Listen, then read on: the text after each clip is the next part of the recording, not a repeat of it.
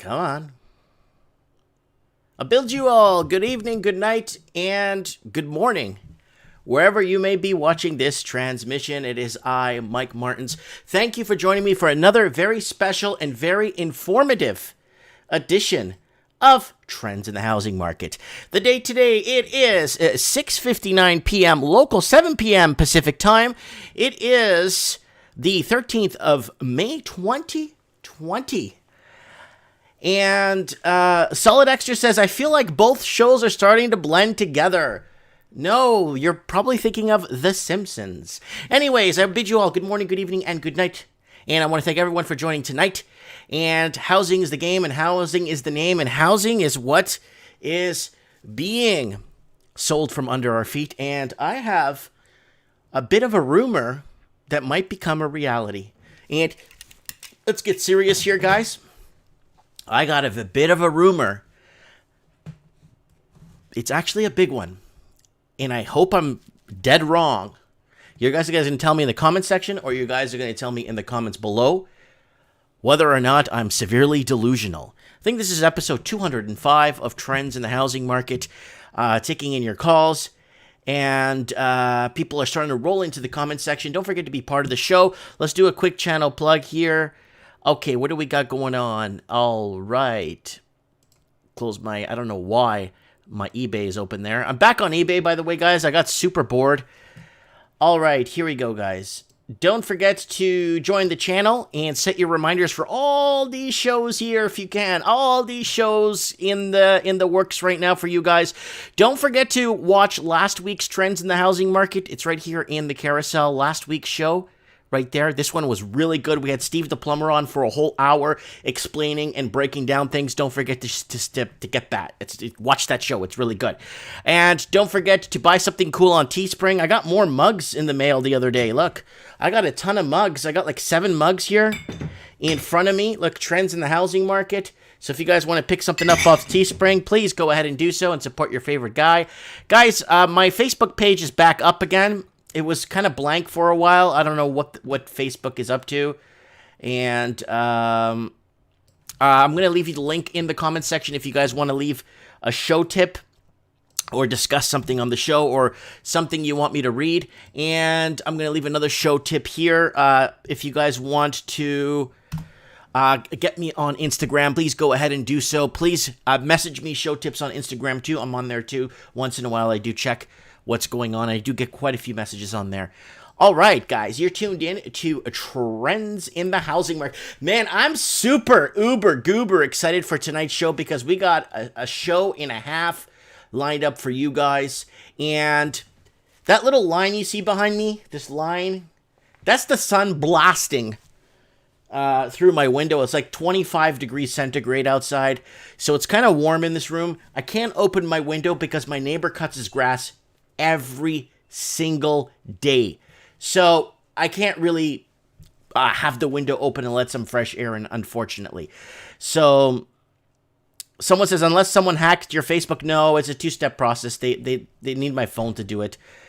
So we got Tony Neville is saying Australia about to crumble in the next 12 to 18 months. Oh man, you better believe it, man. Australia has been on this path of destruction for the longest time. So I got quite a few articles here that we're going to cover tonight here, guys. So let's get to it here. Where is it here? What do I have an open tab here? I love when I just have random open tabs going nowhere. Yeah.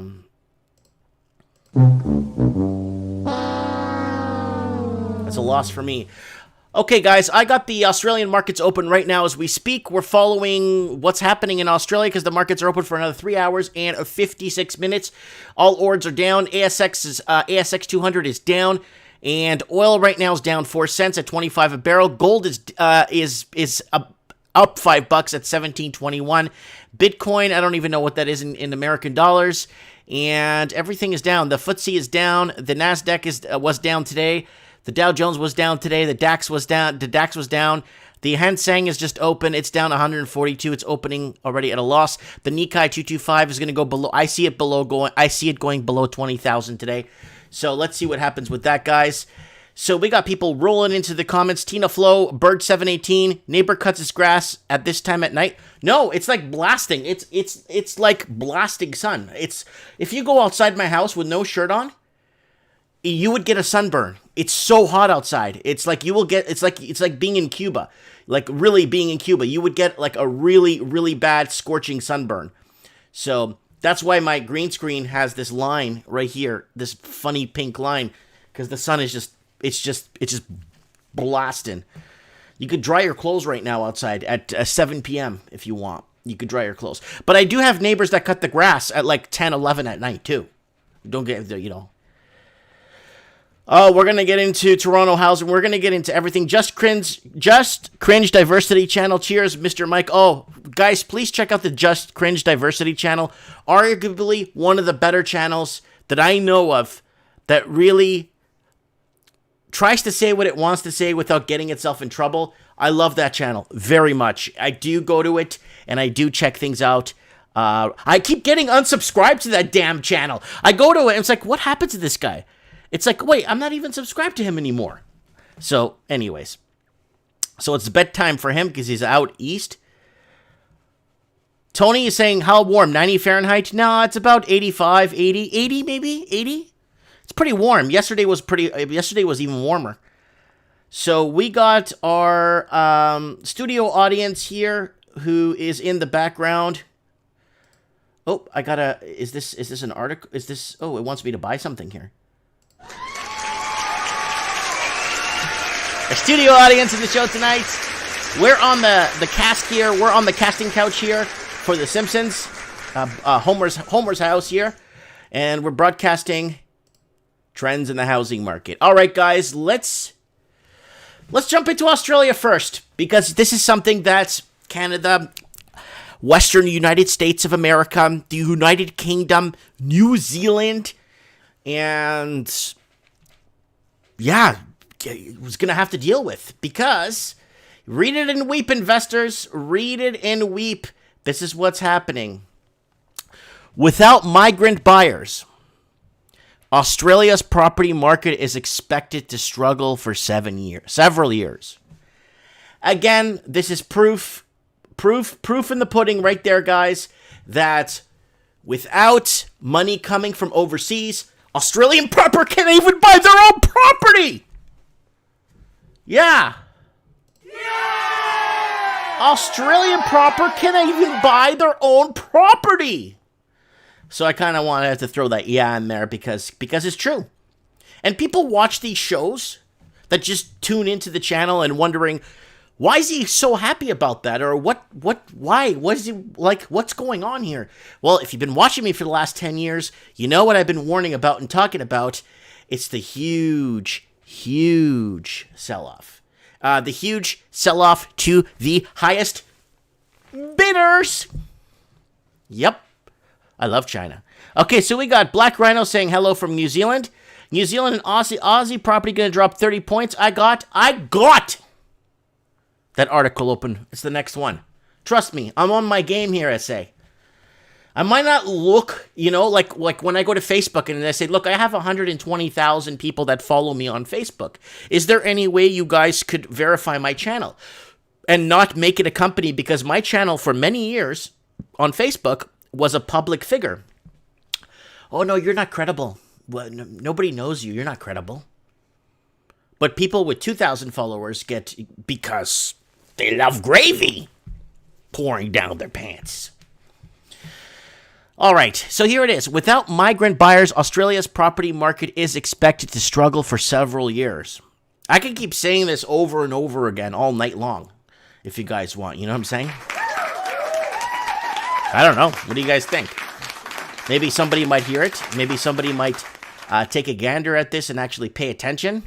Mama Bear in the house. What's up, girl? We got Black Rhino saying, we love ya. And then we got Timothy saying, more than that, Tony. And then Log Chop is saying, my house in New Zealand has gone up. That's good. That's good. Owen saying everything needs to drop by 70 points. Again, Owen isn't like, reaching at the moon here or trying to conduct an experiment of teleportation here. He's actually realistic with that because wages are nowhere near what affordability levels should be. They're nowhere near. We're not even fathomably anywhere close. That's why, again, I'm going to read this article heading for you guys. Without migrant buyers, Australia's property market is expected to struggle for years. But what? Don't Australian people live in Australia? What's wrong with the 30 million? How many people live there? 25 million? What's wrong with the 25 million people living in Australia? What, they can't buy a property? No, they can't. And a lot of them that buy in FOMO are paying it, are going to put themselves in a position where they just can't get out of. Property can't be going up forever and ever and ever. Amen. So we got lots of people in the comments. Come on, people, smash the 70 watching, only 14 thumbs up. Smash that. See, everyone's mesmerized by the show, so they just forget everything around them. You know what I'm saying? And forget this funny squiggly line. That's my sun blasting through my window. Like, I don't even know who invests in tanning beds anymore and that kind of stuff with sun blasting that strong. Woo! Maybe if you live in Vancouver, it's like rainy there and cloudy. So, something I3 laid saying what countries would be the worst. I did a video about that, guys. I did a video about that. Which countries will be the worst, and I will show you what the video looks like. It's actually a very informative video for you guys. I actually took my time to make it. It's like a 30-minute video, and it breaks down the worst by city in every other major city. So let's go back to the channel plug area. Let's go here real quick. Let's go to article scan, please. Let's go down here. Okay, I'll show you guys the video I'm talking about. It's under housing. Okay. Housing sales. Building versus buying. Let me go here so I can find the exact video because it's really good. It's really worth watching. It's over here somewhere. Chinese buyers in Metro Vancouver take a nosedive. Another un-Australian weekend. Rest in peace, Australian housing market. I think it's under this one. Housing showing signs of breaking. It's got David Hasselhoff on the front. Or it's the other one where I actually break down every single city / oh, yeah. Nope, that's Canadian. I don't know where it is now. Damn it. That was a really good video. Oh, well. It's in there somewhere, guys. Browse around the channel, and I break down all the breakdowns of what's happening. Okay. We are here on the Simpsons couch today in Springfield. And let's get over to the comment section real quick. Man, there's so much. Okay, Timothy saying a house in Australia should be $80K because no one makes over $30K a year. Timothy is again, he's talking very realistic here. People are saying, what the heck are you talking about? No, because after all the taxes, after all your takeaways and all that other jazz, you're not left with much. And then when you could put gas in the tank and you got to pay your car, you got to pay that and you got to pay that. They're going to start federalizing, just like the province I live in. The car insurance is federalized. Sooner or later, the car insurance companies are going to start having trouble and you're going to start to see it becomes federalized and the government takes everything over and the water and everything will become federalized in time.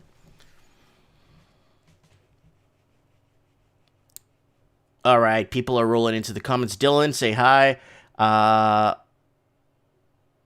Then we got Log Chop Production saying average wage in Australia is about 60 large. Yeah, I did a video the other day where I got a lot of heat on from some Australian real estate agents. So it is under here called, there's two of them, actually.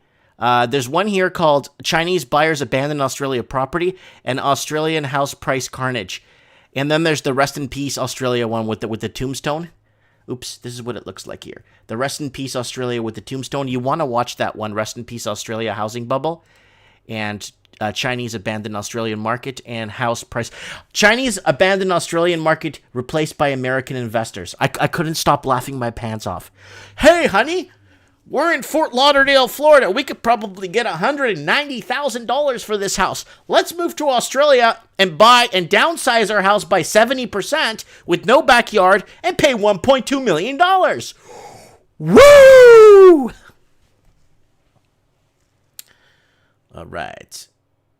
Jordan Retro in the house. Love your channel. Keep up the good work. AI saying crunch time in about 6 months. Tim and David in the house. All right. No one gets overlooked on this channel. Everybody's part of this channel. As I sit by Homer's couch in the Simpsons household, and this house was bought and paid for by Homer J. Simpson.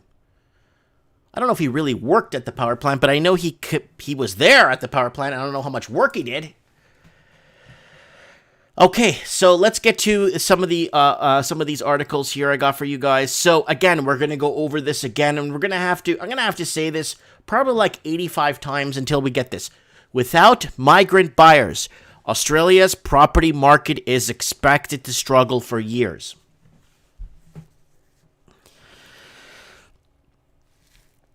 Okay, so I don't know. Is this the new forecast? Nobody lives in Australia anymore? There's no Australians living in Australia? Isn't it the reason why they call the country Australia is because the people that live there are Australian? I think that's why they call it Australia. Not because of the flag. I think it's because the people that live there are Australian, and that's why it's Australia. Don't they buy houses? I mean, don't Australian people buy homes? Like, I don't know.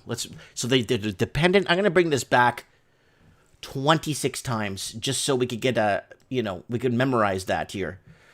All right, let me just adjust the article cam right here for you guys. All right, this was in the comments a few minutes ago. This was in the comments a few minutes ago. Someone mentioning this. Banks warn house prices could fall 30 points as rental vacancies surge. Well, when you're having a tough time Airbnb and becoming this incredible entrepreneur, I'm going to be an entrepreneur. I'm just going to go ahead and buy a property and Airbnb it out, and I'm the best businessman that ever walked through Texas. All my exes live in Texas. Okay, banks warn house prices could fall up to 30 points as rental vacancies surge. So here it is. Oops, let me adjust the they always put these advertisings and all this Mickey Mousing in here for people to, so people don't, can't read it on their channels. Alrighty then, where are we here? One in 10 rental apartments is sitting empty in Melbourne's Dockland and Sydney City Centre as the country's biggest bank warns house prices could collapse as much as 32% over 3 years if Australia experiences severe economic slump. Now, let's just take 2 steps back here because something's not right here. 1 in 10 rental properties. Okay, 1 in 10 rental properties. They're right. I thought I said 1 in 10 apartments is sitting empty. I'm like, whoa! Whoa! That's impossible! Foreign investors leave those places empty. I know this foreign investor that emailed me. He has 102 condos in Sydney, 102 exactly, condos in the Sydney area, and he's never been to Australia once, and he leaves them empty. Okay? So I read it wrong. It's 1 in 10 rental apartments is sitting empty. I thought it was 1 in 10 apartments is sitting empty. No, if it would be like that, 1 in 2 investment apartments are sitting empty. Yeah, and this is coming from, guys, this is coming from the Sydney Morning Herald. Right here. Hold on. I'll show you guys. Right there. Sydney Morning Herald. I'm not making this up. I ain't making this up, guys. This is like when you get the mainstream media start to weigh in on when you get the mainstream media starting to weigh in on this might not be good, people, then you know what that says? That says that something now, they're going to have to come out and report it. right? I told you guys, mainstream media is there to apologize for getting caught. Or not the news source itself apologizing for getting caught, apologizing for getting caught in a way where they're going to have to now talk about it because they've been keeping it out of the media for so long, right? So someone's asking, Mike Martins, do you think all countries should work together and go against China for the COVID disaster? Sure. It's not go against China. It's stop putting all your eggs in one basket, right? I said that on the mic in the night, the last mic in the night. I really hope the people take China back. The people take China back. And you know, we'll talk about that on mic in the night, but I really hope so. We had a couple of people on the show who were talking about that, you know. So, all right, where are we? So Mama Bear said, in my opinion, it's great. It's great for those, or where did that go? That's moving too fast here. It's great for those who don't have a home yet, but for those who have properties that are just bought, they're going to owe more than their mortgage than their home is even worth. Yeah, that means you're going underwater, right? Harry Tuttle is saying effects on the people such as not having children. Exactly. We talked about this on the show many times. Thank you, Harry. Good to see you, Harry. I haven't seen you on the channel in a while now. Harry's right. Effects of people such as not having children, not having a social life because they live in a room or a dump for years, lost no contribution towards your equity. It is a long list. Yeah, people holding back on getting married, people having children and settling down, people settling down and all this stuff, and you know what I'm saying, and not even settling down, is just having children. People are having less and less children lately, and that's actually goes back to this article that without migrant buyers, Australia's property market is expected to struggle. So countries are expecting other people to come in and buy up their property. That's exactly what that tells you right there. It's in the English language. It's not like I'm translating it from Swahili. I'm telling you this because it's right there.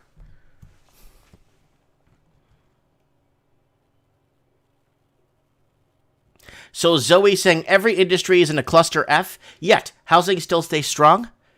It does, and I'll explain why, and I said it on the other show. It's strong because there's too much foreign money, too much laundered money. Canada has $200 billion laundered. This is what they found from 2011 to 2014. That's all they were allowed to investigate, and the federal government shut that right down. Because if we actually knew how much money was laundered through the country via real estate, there's just too much outside money propping up this GDP, you know what I'm saying? Loans are retracting, which should reduce the purchase power. Canadian housing still maintaining its course makes 0 sense. Yes, it does make 0 sense when if an economy is on autopilot and we don't have federal government stepping in and bailing out all these homeowners and bailing out this. If economies were set to autopilot and let them run themselves, like the Canadian budgets itself, it doesn't need. It ends up budgeting itself. Our great leader told us that the Canadian economy will budget itself. It will work out. Okay. But the problem is housing. There's too much money behind it. And until they could find a way to start penalizing money launderers, then maybe we might have a chance. House prices could fall between 11 and 32% by the end of 2022, depending on the growth of unemployment during COVID downturn, according... Again, COVID. They need the cloak and the dagger. COVID. No, it's been on a downturn for a long time. Again, back to square one. Without migrant buyers, Australia's property market is expected to struggle for years. That's your answer right there. Now, is the Australian property going to be allowed to get into the market? It's going to be up to the banks. It's going to be up to the lenders. It's going to be up to the government, the governance of the country. Are they going to let their own people start buying into housing?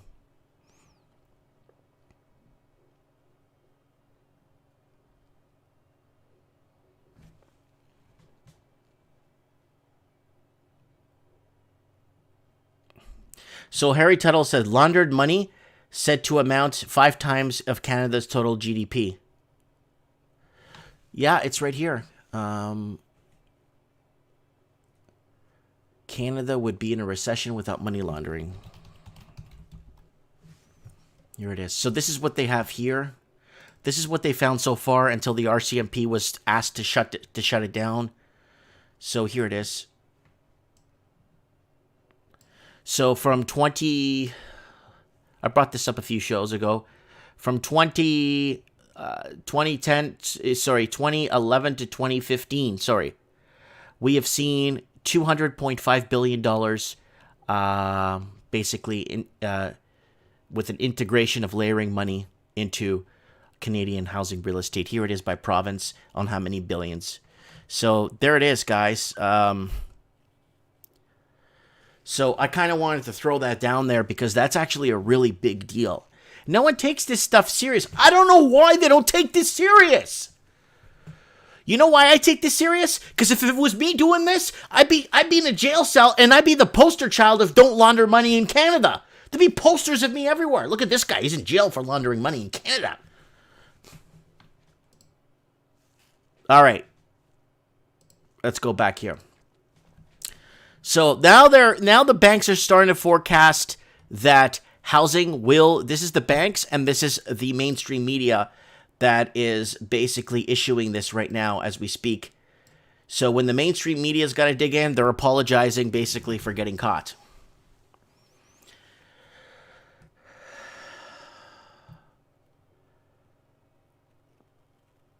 Someone saying, I love Bill Gates. No, I don't.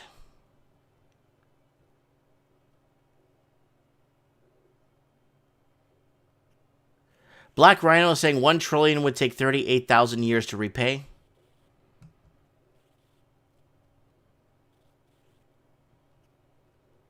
Someone's asking if I'm on The Simpsons. Yeah, I'm borrowing Homer's couch, or I'm borrowing Homer's area here for the day. I'm in Springfield today. All right, let's move on, guys. All right, here it is. Let's go move over to the city of Toronto that was completely bought out after Vancouver implemented the foreign buyers tax. Everybody moved to Toronto and Seattle. And Seattle got crushed. Watch last week trends in the housing market, how bad it is in Seattle for the locals living in Seattle. Check it out.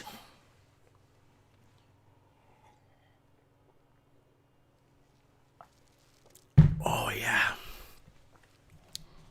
Someone asked me if I'm a Merit Centennials fan. Of course I am. I go to the games. I give out tickets at my shop.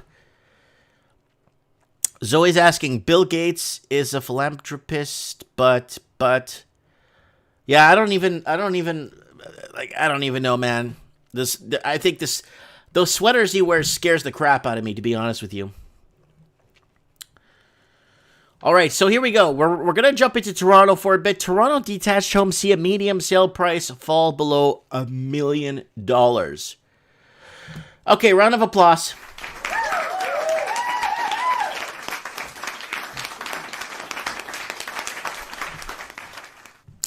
Okay, Toronto detached homes see so the average. So when we're talking, I want people that are living in Hollywood Hills, or Beverly Hills, or Santa Barbara, these places. I don't want them to think like, oh, these mansions are going. No. This is like a typical teardown on Dufferin and Eglinton area that's going for $1 million in Toronto, or Dufferin and St. Clair area, a house that's over 70 years old, that's going to need to be where the mortgage won't even last as long as the amortization of the mortgage is longer than the integrity of the house. So Greater Toronto real estate roller coaster continues with the pandemic thrown into the mix. Again, they need to throw that thing in there. They need to throw COVID. Because if they put COVID in there, they could mask basically some of the biggest, just really bad, I don't know, like, very bad business decisions that the country has made. And that's what happens when you get government involved into housing, and government involved. The government should not be involved in housing, because It's just dangerous, right? One, the government should be involved in actually fixing the immigration that we have in Canada, because competing for wealthy investors, that's just selling out everybody that's here. It's like, hey, you guys built the infrastructure, and you guys can get the hell out.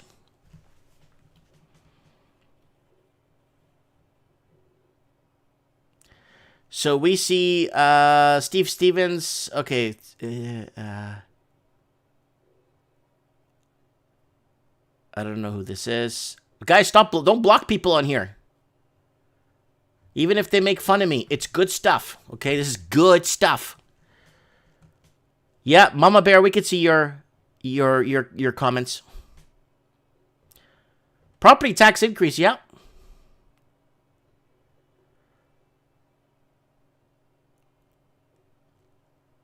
Yeah, so property tax is going up. We did a whole property tax show where that one guy in Toronto was paying $220,000 a year in property tax for a restaurant about as big as the Homer's living room here.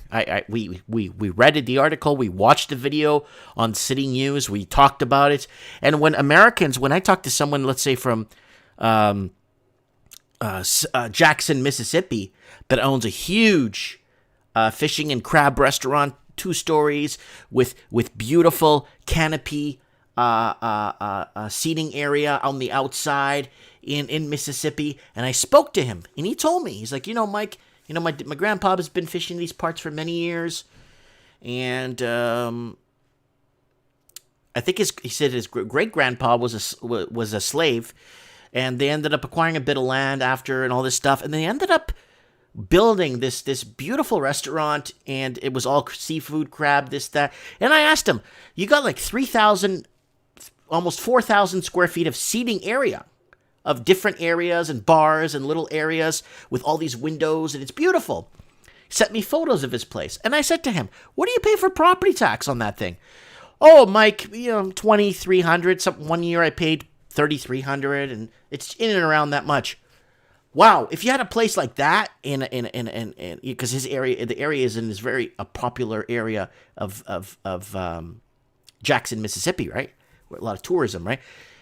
That in Toronto would be like $1 million a year in property tax. I'm not making this up, guys. In Vancouver, maybe $400,000 a year in property tax. I ain't making this up.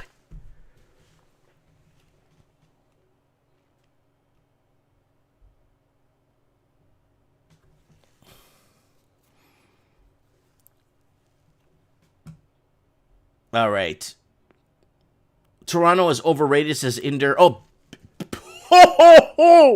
yes. Clap if you think Toronto's overrated. Oh yeah. Okay, you could stop. You could stop. Thank you. So. Greater Toronto, detached benchmark, typical benchmark. Remember, guys, benchmark. The benchmark price across Greater Toronto has reached $1,013,000. And now it's up 8.49% from last year. The City of Toronto benchmark hit $1.221 million. So it's finally hitting below $1 million. Over time, it's going to get there. But the problem is, guys, it's still too far away for affordability levels for the average Canadian to get in and buy. That's the problem. We got Gary Medeiros in the house. We got Steve the Plumber in the house. We got Michael Lawant in the house. We got everybody in the house. Michael Lawant saying, I left Toronto. Yeah, of course you left Toronto. I left Toronto too. I used to live on Dufferin in St. Clair.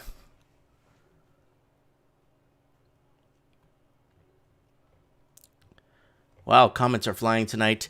So here it is. Oh, wow. So we're at $1 million now. Greater Toronto reached $1 million.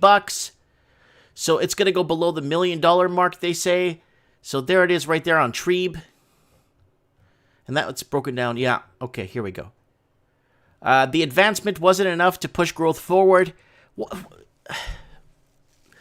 As the rate began stalling, the rate of growth for TREB is just under the peak reached in March, while the city's detached growth peaked in February.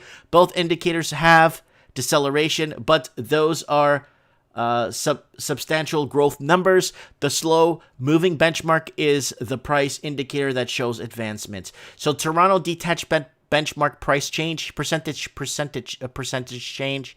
There it is, guys. So what's the blue again? City of Toronto and TREB. There it is, 7.99.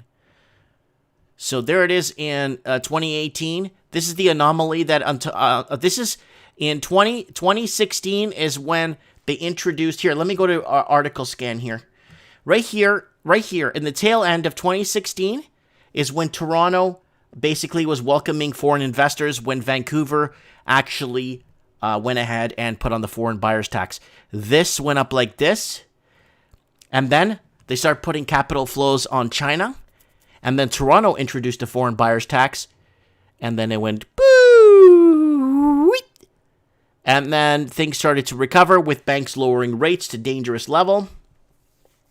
Huge dangerous levels. So they had to lower rates, cut back. Then they got the FOMO pirates. I call them the FOMO pirates. The FOMO pirates are those real estate agents that tell you, if you don't buy now, you'll never own anything. How's about if you buy now, you'll be on the street in 3 years because you're going to be tapped out and over-leveraged.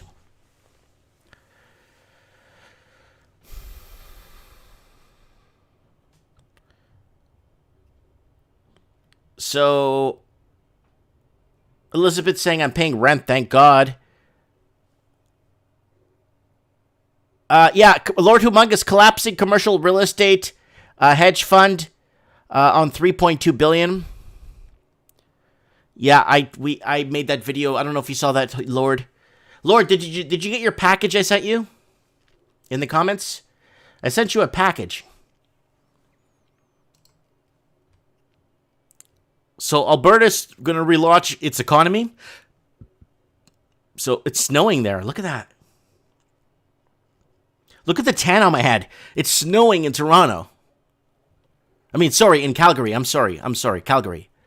It's always snowing in Toronto. All right. Okay, guys. I kind of want to throw something on here before I get somebody on the phone. It's something I want you guys to take a look at this real carefully. Now, I said this on the show, I don't know, like a year and a half ago. It wasn't from an article. It was just something that I feel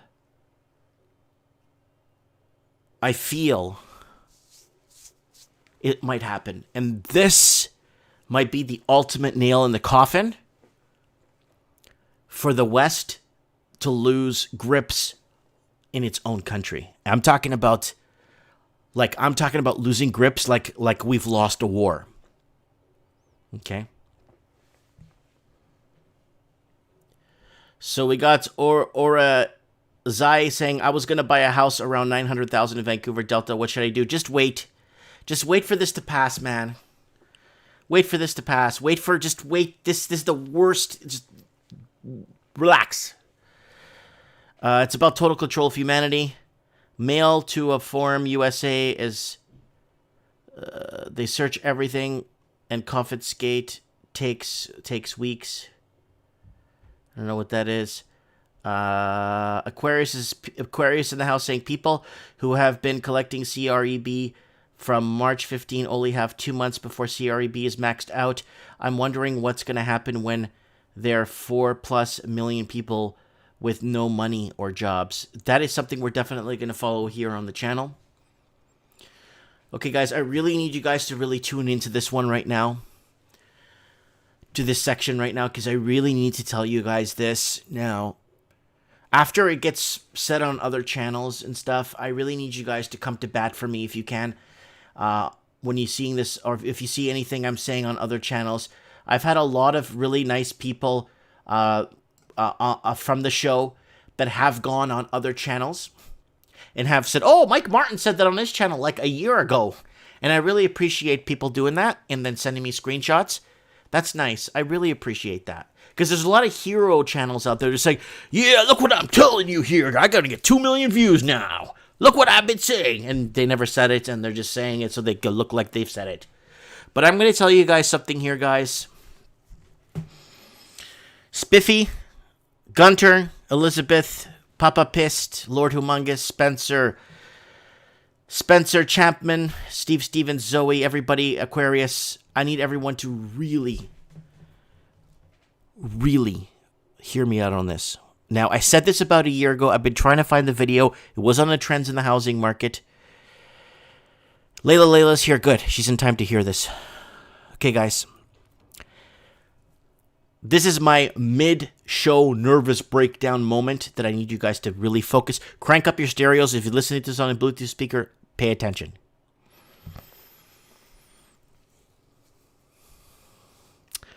Fannie Mae, Freddie Mac, they're still trying to pay their bailouts or trying to get back on track, right? They pretty much hold mortgages on 1/3 of American households. 1/3. Now you're probably thinking, so what, Mike? I mean, they're gonna fall flat like they did in 06, 07, 08, whatever. Who cares, Mike? Like, this is no. Guys, this is I really think this is gonna happen. Can I tell you guys what's gonna happen with Freddie Mae and Freddie Mac? Guess who's gonna bail them out?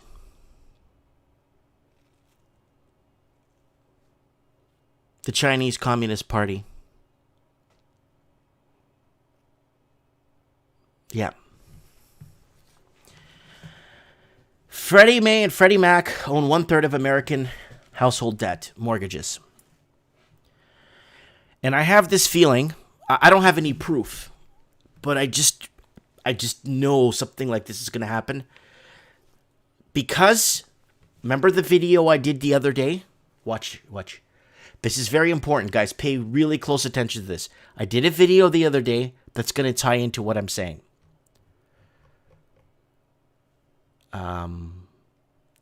The Fed will start buying bond ETFs on Tuesday. Now, let me explain to you why this is a problem.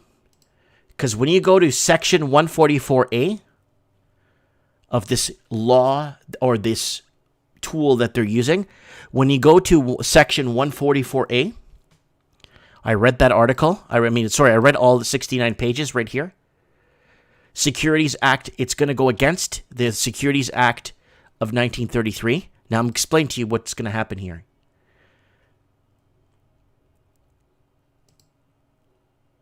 Okay, here it is. This is from yesterday's video I did. It's very important.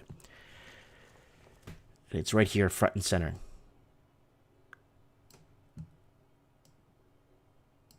Okay.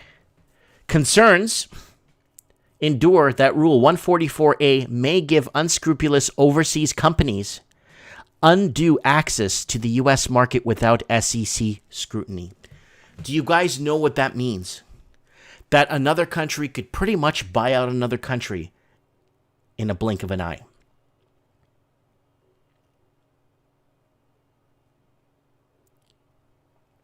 Yeah, Zoe says Mike predicts, not post-dicts. No one's talking about this because there's no proof out there. But I have a feeling that because of this 144A, I think the Chinese Communist Party is going to buy up 1/3 of American households by bailing out Freddie Mae and Freddie Mac. You heard it here. You heard it here. I don't have any proof. There's nothing about it. I just think this will happen. And I really hope I'm very wrong about this. But I don't think so. That's just what I'm thinking right now. And once I read this, and when I was making this video, I started realizing that this is trouble. This is trouble. Elizabeth saying, Mike, I can see that happening with the Chinese. I am very scared of this because if they bail out Freddie Mae, Freddie Mac, we're going to be in a whole world of hurt. Because then they could just go in, change the foreclosure policy. They could go in and do whatever they want to people's properties once they start to, start changing the rules. China will take over the U.S. after they are finished buying up all of Canadian real estate. Mike? So here it is. Sam Smart says, buy them up with their own money. That's clever. Yeah. Aquarius is saying, this is bad.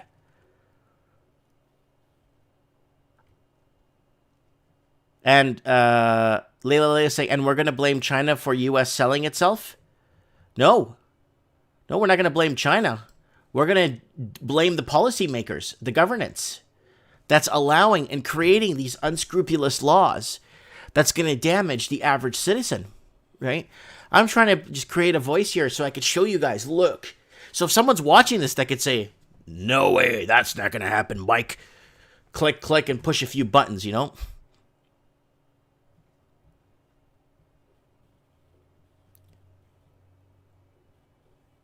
Yeah, Nicholas is saying, Mike, look into the dollar milkshake theory. We covered that on One Mike in the Night. There are no dollars leaving the country, this creating a tremendous demand for U.S. dollars, which is the reserve currency. That is a big deal. Blunt News says, wow, you can't blame China, right? That's the problem. What do we do? Like, how do we save our, they can't do that in Mexico. Mexico's got laws in place to protect them. So 1/3 of American households could be bought out by the Communist Chinese Party. Now, for people living in America, a lot of people, Canada, they don't know this. A majority of our old age homes are owned by the Chinese Communist Party. A majority of them in Canada. You could look it up. It's on the mainstream news. A majority of old age homes for old age people when they go retire are owned by the Chinese Communist Party. A lot of people wouldn't believe that if I told them.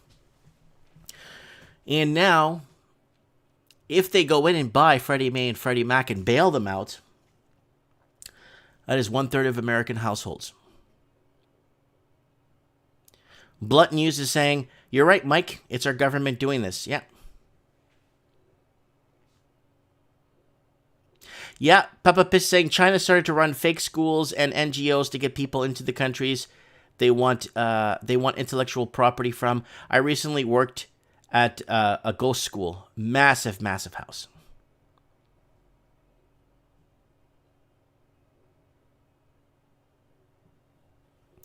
Mike, by Q1 2021, what correction do you predict?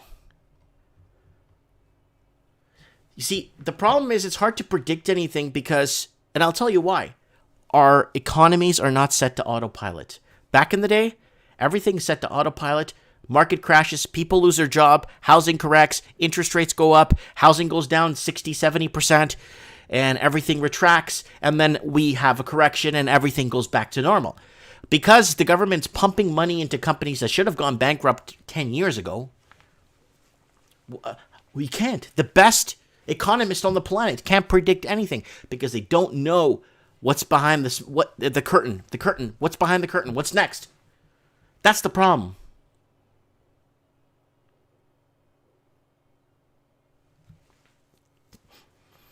So Terry Tony says, never had a mortgage on my house. Good. And then we have Lord Humongous says, I got real money, gold and silver. Oh yeah, you're going to get your mug soon in the mail, buddy. It says that on your mug. So that's my breakdown in the middle of the show. Article I kind of wanted to throw out there. If you guys didn't go scroll back, if you just tuned in, kind of want to pick that one up. It's kind of important. And again, housing market forecast expect a W-shaped rebound. This W shape is going everywhere. This one's coming out of the United States of America. It will not look like a V or a U. Rather, it would be a W according to the updated 2020 forecast of real estate listings by Realtor.com. The W, unfortunately, would be like a dead cat bounce, but don't see that I don't see a W. I see more of a like an L. It goes down and it goes across and it's flatlined. According to the company's economist team, national home sales will improve in July, August, September, largely driven demand from millennial shoppers. In my opinion, a lot of millennials don't have two nickels to rub together. That's just me. But August and September are largely driven by demand by millennial shoppers and transactions in secondary markets before they decrease again due to a projected winter spike in COVID cases. Oh, man. Despite extremely tight inventory, an issue that has plagued the housing market for months, home prices would increase only a modest 1.1% year over year, according to Realtor.com. For that's 1.1 to 2% a year increase. That's it's lower than some of the interest rates you're paying. So it's kind of like you're taking a loss. You're not really hedging on it. So if it goes up 1.1% per year,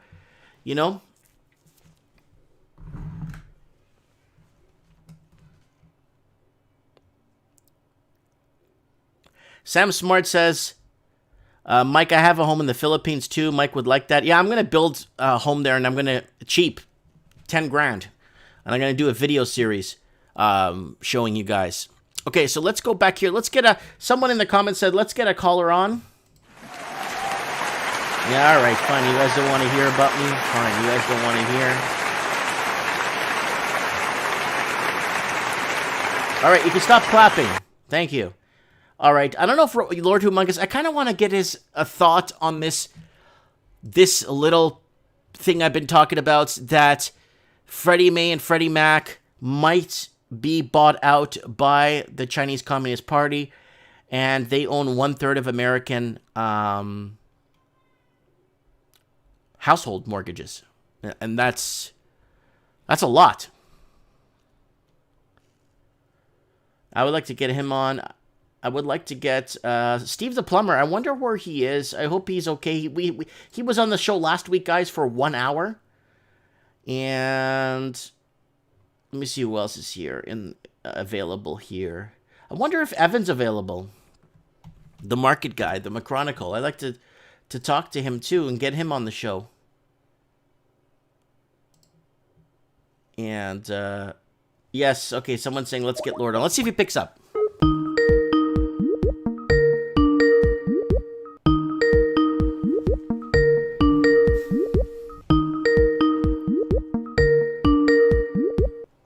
Hola. Yo, Lord, what's up, dog? What's happening? Oh, not much. I just thought I'd get you on the show, The Chinese Communist Party cannot buy Freddie Mac or Fannie Mae. Are you sure? Could they? Okay, Yes. okay. I'm talking about this clause that's in there, and that unscrupulousness that's allowing it not being investigated by the powers that be. The powers that be. Who is that, Mike? Well, if you look at the clause, what was it? Do you remember 133 or 140? 133, right? Yeah. 133A of that law, of that basically creating a cloak over who is buying or bailing out American companies. Yeah, it's going to be the central bank, which is highly illegal too, since, Trump merged the private Federal International Reserve with the U.S. Treasury. Right. That in itself is highly illegal. And why he's doesn't have impeachment charges for that is highly suspect.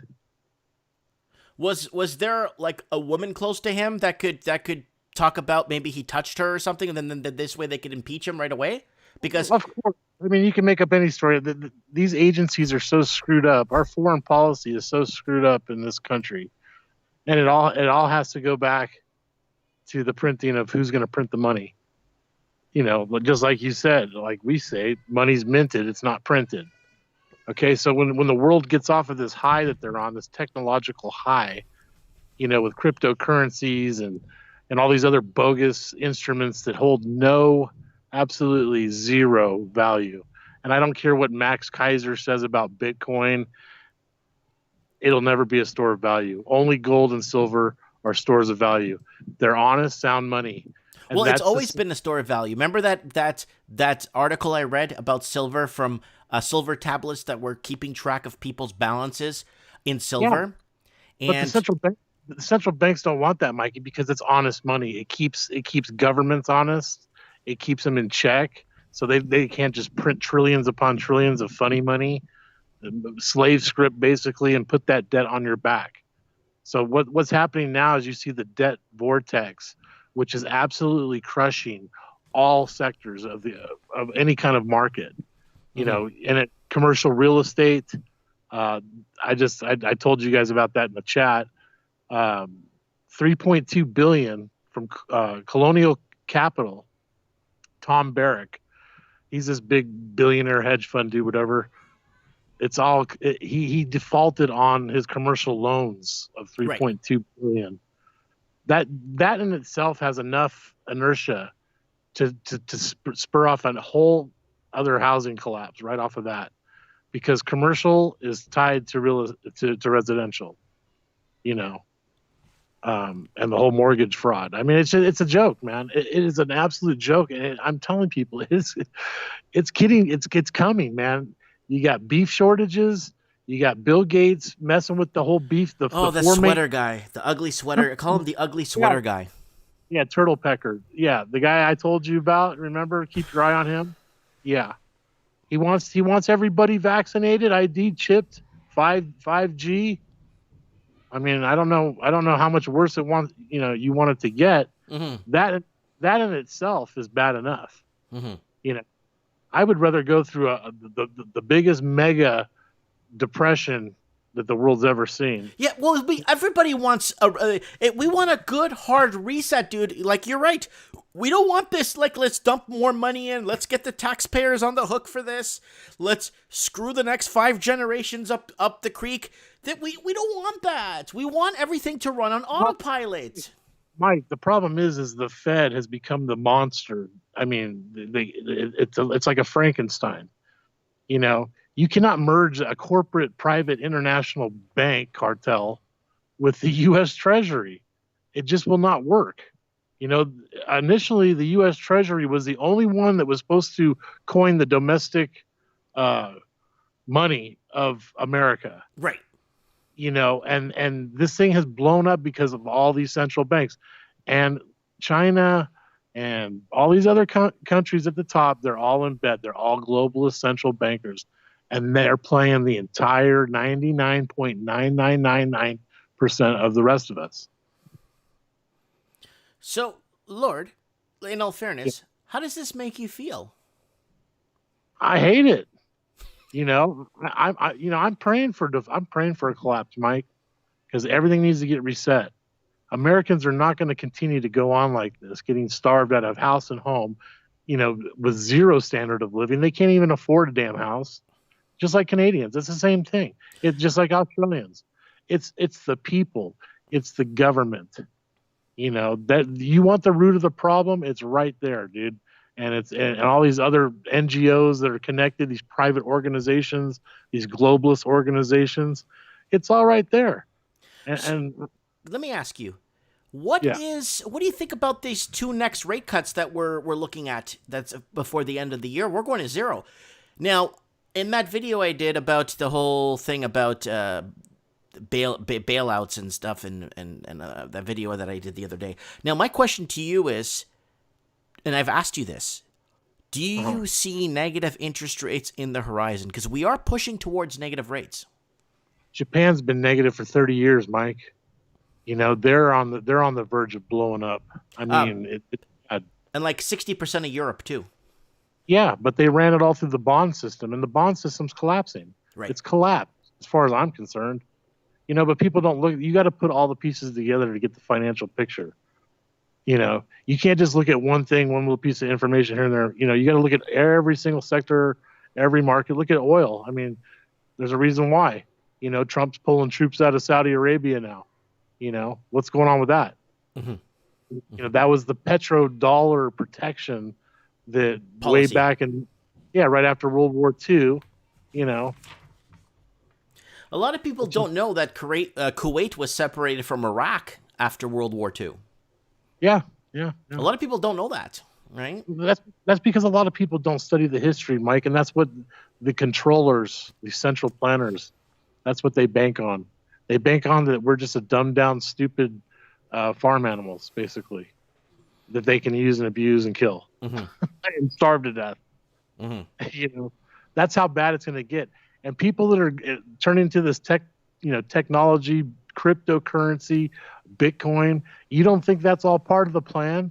I mean, who is Satoshi Nakamoto? You know, that's the guy that wrote the white paper supposedly, but he's never been found. You know, nobody knows who he is. Come on, man. You don't think they can control everything that has to do with digital or electronics or computing? Come on. Mm-hmm. It's all in the algorithms, bro. I just Mm-hmm. laid it out. I just laid it out for your audience on a silver platter. People better wise up, man, because it's getting that bad. And when the food shortages start, you're gonna really see some shit go off, man. Mm-hmm. You know. But on a bright note, it was a nice day today. You know, it was at 75 degrees, Mm-hmm. and only saw a few chemtrails in the sky. Yeah, The chemtrails, they're nice, and it just makes it traditional. If you don't see the chemtrails, something's not right. exactly. They're not spraying you with whatever is in those canisters. You know. Mm-hmm. Mm-hmm. So now with no one with much or no savings going forward, what do you see happening in the fourth quarter of 2020? What do you with with a lot of Americans not having much to their name right now, It's gonna be. and It's been a train wreck since 2008, man. Mhm. It's just we're in the final throes of this thing, as far as any kind of savings or working and saving. That is an old brainwashing plan that they had the baby boomer generation on that failed. These boom and bust cycles have to they have to collapse. It cannot keep going on like this, or we're always going to be in this predicament. Mhm. You know, if all countries came together, that U.S. debt clock and all that debt and stuff, they could write that off. That debt is as phony as the money that they print off those machines to keep Well, this rate going. we have a tiny problem with that debt, and I've been asking this for I don't know for 3 years now on Mike and the Knights. What happens if the Decepticons want to come and collect the world debt? Then what do we do? Well, they don't have the manpower, Mike. That's just like the U.S. Army trying to come and confiscate everybody, go door to door and confiscate gold or silver or guns and ammo. Mm-hmm. They don't have the manpower, Mike. I know. I'm being sarcastic because But we've I we've understand built up this world debt. people they use psychological fear against you all the time. Everybody has to realize that. What you think is true is that nine times out of 10 the exact opposite are not true at all. Right. you know Yeah. and anything electronic or internet, it's all part of it, man. It's all part of the programming. Who's the programmer? Who programs these programs? Mm-hmm. Who gives cryptocurrency any kind of value? Nobody. It's the propaganda that you watch, that we all watch, of these so-called financial gurus. It's all a big scam, bro. The world is a scam. Okay. Well, you're right. You're always on. You're always right, and that's why you're always on this show. That's why you're always coming on. But what would be nice is if, like, during this reset, that if we got rid of that old mortgage, it's a failed deal. It's just a death pledge. It is. It should be affordable, and it should be for families that need to raise their families in and create some kind of roots for themselves. Yep. Yeah. But don't. Yeah. Yeah. We said that at the beginning of the show. The cost of living is left people so bad that they're not even getting married anymore. They're not having kids. They're not. People aren't living the good life anymore. You know what I'm saying? Yeah, and that all falls under the globalist agenda of depopulation. Yes. Yes. Right? Yes. Yeah, it's all connected, Mike. Everything's connected. All right. We have to stand. If we lose our freedoms, I sent you a video on this Viking guy. I saw that. And he's even talking about that. If you give up your freedom and let these authoritarians rule your life, we'll never get those freedoms back. So well, then what's the point of living at that point, Mike? Mm. If you can't do what you want to do with your life. Remember what we said on Mike and Knight? Those are our God Yeah, given yeah, rights. exactly. But They're they're given taking them to us away. at birth. They're taking them away just like the Decepticons work, man, by stealth. You That's know, right. because people do not pay attention to the detail and they don't learn their history. Mm-hmm. You know, that's just the bottom line. But I'm on the good side, man. I'm fighting the good fight. I do it in every little way I can, man. But I'm only one man. You know, Mm-hmm. you guys need to band together. Just like that other article I sent you, or that other video about the you had some guys show up protesting Trudeau's gun ban. Yes, They were I saw that guy with the flag there and the big sign. I saw him. Yeah. those are your Canadians. Those are your Canadians right there. Mm-hmm. They're defending your freedom as a Canadian. You know, you guys need to support those people. Oh, Don't look, I thumbed up the video. I shared it. It's everything. the police are not your friend. The government's not your friend, and even the military, to a degree, is not your friend. There's good people in the military, but you know, and there's a lot of dudes here in the U.S. that when the shit breaks loose, they're not going to be on the government side. Mm-hmm. You can take that bank. You know what I mean? But yeah, that's pretty much it. I don't know. Okay, Lord. Thanks so much for coming on the show. I really appreciate it. And yeah, when you get a chance, your package should arrive tomorrow. Okay, I'll keep an eye out for it. I'll let you know when I get. I'll do an unboxing video. Yes. Yes. All right, brother. You take care. Stay out of trouble. Stay strong. And Yeah. We'll be in touch very soon, okay? All right, brother. God bless you. Yep. Bye-bye. That is Lord Humongous from the Humongous Wastelands south of Denver, Colorado. Dave Sabrini sent me $5.49 in a super chat. Thank you so much. That $5.49 is going to go to a good cause. Souping up the studio, guys. I'm souping up the studio. By the way, guys, thanks for joining on Mike in the Night, Trends in the Housing Market, guys. Let me do a quick channel plug here. Are we on our first? Oh, we're past our first hour here. And there's not much. I don't plug the channel that much because there's really nothing going on. So nothing going on when it comes to the whole plug of the show here anymore. Basically, you could join right here. Let me go article scan, please. You could join the channel right here if you'd like. Be part of the channel and get all those cool little things beside people, emojis by your name. What else? I don't know. Go ahead and set your reminders here. And if you're bored and want to pick something up cool, go ahead and pick up something on the Teespring. And I'll give you guys my Facebook. If you want to follow me on Facebook, you can. I'll give you my Facebook here. And then I'm going to give you guys my Instagram here. If you guys want to follow me on Instagram, go ahead. You could send me any show tips here. And sometimes it shows up, and then sometimes I have to approve it, and I don't even know I got messages. So don't think I'm avoiding you on any of these platforms if I don't respond to you. I'm not avoiding you at all. It's just weird that they hold back my messages, you know what I'm saying? So we got Steve the Plumber. I wonder if he could come on the show and give us a little bit of insight on what is happening on his neck of the woods. I'd appreciate that very much to get Steve on the show on the special Trends in the Housing Market based out of Springfield.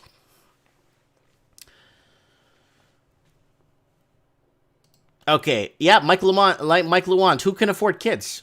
Not proper Canucks, nope.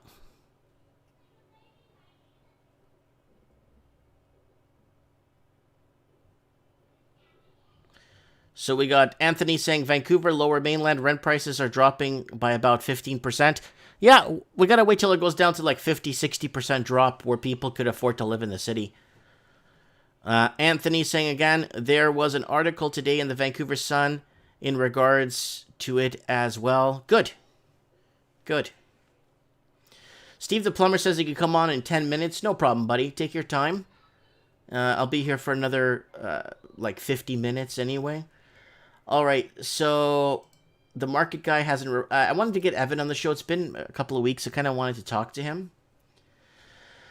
And I get a lot of messages on food shortages from people, and that's why I've been working on the garden, guys. The garden's important. That's why I got out of the city. I'm going to look like an absolute genius if this thing gets out of hand and it gets worse and all this weirdness that's happening gets worse, I'm going to look like the biggest genius that ever walked the earth that leaves Vancouver and moves to a town of 7,000 people.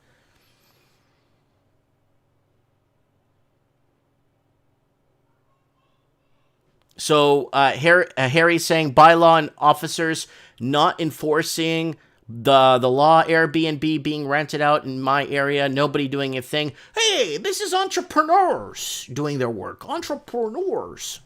That's French for a big businessman. You know what I'm saying? Big business. Elizabeth says, Brother Mike, you also have your family. Oh, we got Timothy from Sydney, Australia. Timothy, what's up, buddy? Hey, mate, how are you? I'm doing fantastic. What are you up to? I saw you. Oh, not much. I saw your article on if there were no foreign buyers, the property market in Australia would crash. And I've got to say that's correct. Because all the people buying the houses are all the Chinese. So then, but what happens? So, like, if you read that article the way it's worded, I'm going to bring the article up here so people could see what we're talking about if they're just tuning into the show. Let me go back to that article here. So here's the article, guys. And basically what the article is stating here, let me zoom this in so everyone can see it, is without migrant buyers, Australia's property market is expected to struggle for several years. So, Timothy, are there Australian people living in Australia? Yeah, but they're all Chinese and Indians that are buying the houses. Yeah, all the Chinese that come over here. I understand and also that, because... Go ahead. But it's because China's so unstable. They all want to move their money out of China and they take it to Australia because Australia is a first world country and a stable country. Because China's communist, they don't want to... All the rich people in China want to take their money out of China and they invest in Australian property. Okay. Yeah, we've been talking about... They do the same in Canada. We've been talking about that for years, right? Where Australia, Canada, New Zealand, the UK are competing for wealthy investors. Yeah. And so, but if there's no Australians living in Australia, I mean, okay, if there is Australians living in Australia, why aren't they buying their own homes? It's just too unaffordable. If you look at the average salary, and then the average cost of a house, the median house price in Sydney, it's like 15 years salary. Right. And then the average person, the average wage earner, a family of two workers in the household need to save for 11 years to put a down payment down. Yeah. That's 11 years to save up for a down payment. And I've noticed a lot of immigrants and stuff live in shared accommodation where they all live in the same house. Yes, I read an article. Do you remember, Timothy, remember the article I read about a year ago where there was 29 people living in a 2-bedroom apartment in Sydney? Yeah. Yeah. That's crazy. 29 people in a I've known a lot of immigrants and stuff that live like that, and a lot of young people that live like that. And that's a lot of people live with their parents. Like I live with my parents. And let me say something, Timothy. That's horrible because I just imagine my dad, right? When we came to Canada, he started working right away. We lived with family for a couple of weeks until he started getting a job, started doing this, started getting things rolling, and then after a year working, he put a down payment on a house, paid it off.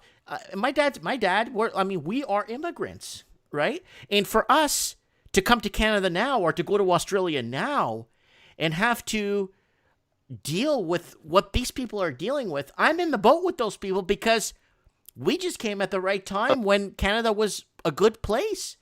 Do you know, to get in and get what you want, all you had to do was get a job.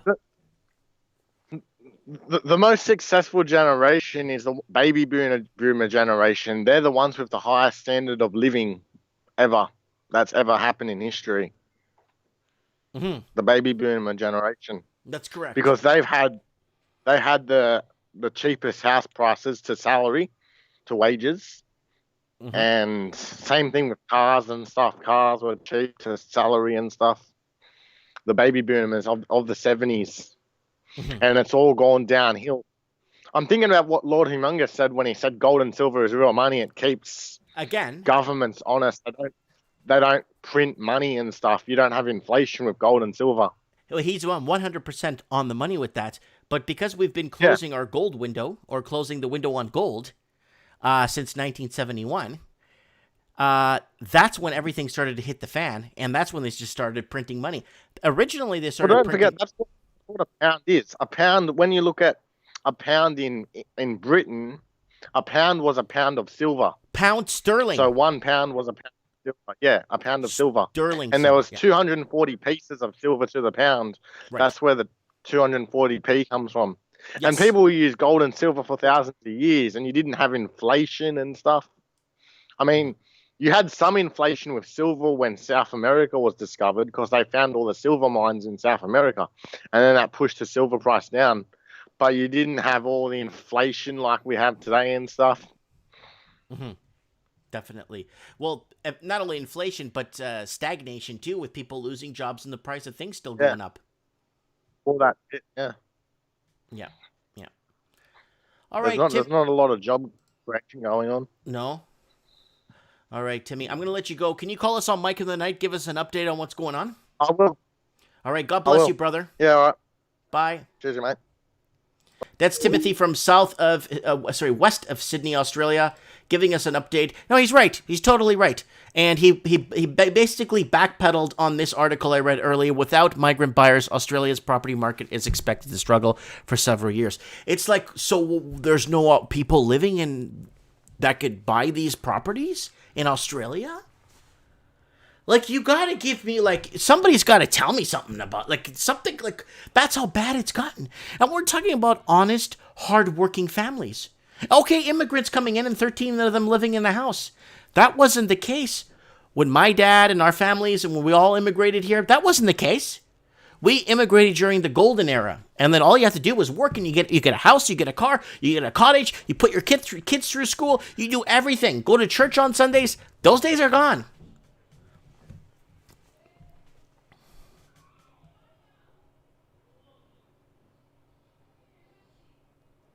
So Zoe's asking, real Kevin, if a combined household income is maybe 80 large, how the hell is $1 million house affordable? Right. I can show you guys images of what $1 million house looks like, and it's not gonna, it's like Michael Jordan's house. That's $1 million house to me. Not these tear down shacks, because $1 million is a lot of money. So we covered earlier in the show. Banks warn house prices could fall 30%. That's in Sydney. We got Toronto housing. Detached home prices fall below $1 million. And again, these are not mansions. So if you're living in Santa Barbara, don't worry, your house won't go down in value. This is Toronto, detached house on Dufferin and Eglinton, and some house there on the side street that's going for $1 million. Don't worry. Alberta's looking to relaunch its economy. And then I talk about Fannie Mae and Freddie Mac, that they might, in my opinion, I'm thinking that because of the shadow bailouts, I think maybe the Chinese Communist Party might bail out this big company. Lord says they won't, or they can't. But nothing's impossible nowadays. Housing market forecast W shape. 2020 poised to be a year of ups and downs for real estate amid COVID. This is in the United States.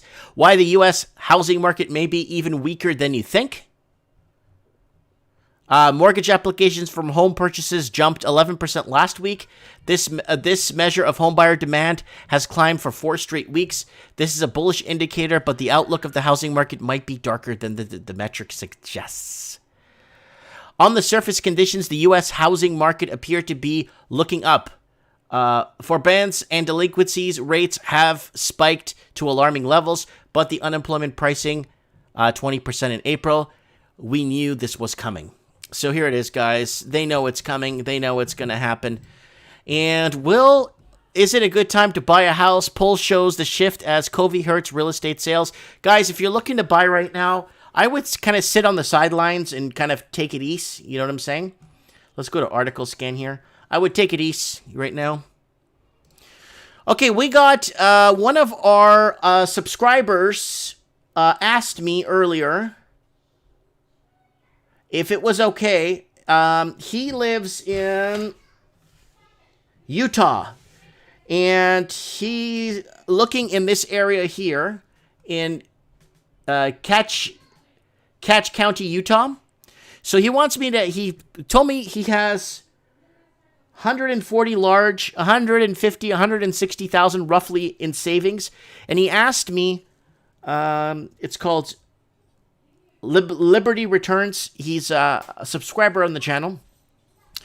And he's asking me if it's a good time to buy right now in this area. So I was looking at it. I was looking at the average income in the area. I was looking at the average lot size, the average everything. He does have a big chunk of a down payment to put down. And I did find, I mean, some good, well-built, decently built homes. This one is a nice one. I would look at this one here. So if he's watching this, I know he's going to be watching this on replay. He told me to watch it on replay. So here it is here. Let me bring this down here. So this is for Liberty Returns, who wants to buy in this Utah area here, Cache County, Utah. So here it is, guys. This is the best one I found. It's a 5-bedroom, $244,000. If he puts down 160 like he has, he's left with like a $90,000 mortgage or something, which is not that bad. Another one that I found that wasn't too bad was, where'd it go? I remember seeing it like not long ago. It was a really nice house here. It was a big square footage, big house, big lot, nice area. Now, this one here looks like it's in a nice area, too. It looks like a development area, and they're asking $289 for this one, 4 beds, 3 baths. It's a really nice layout. You're going to have to rip those carpets out over time. You got some carpeted rooms, but it looks like it's from a builder. It looks like it's really well, and then you're looking at an estimate payment of $1,200 a month. But if you're going to put down the money that you want to put down for it, like you said, you're going to have a mortgage payment of like $300, right?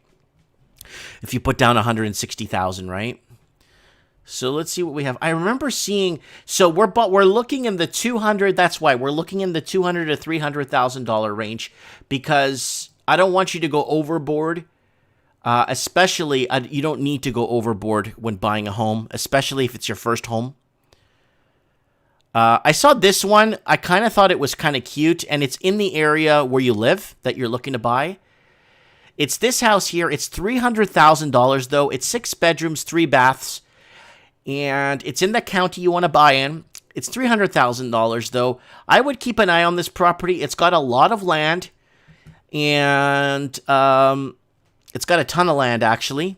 You got your privacy. You got a river dividing your property line.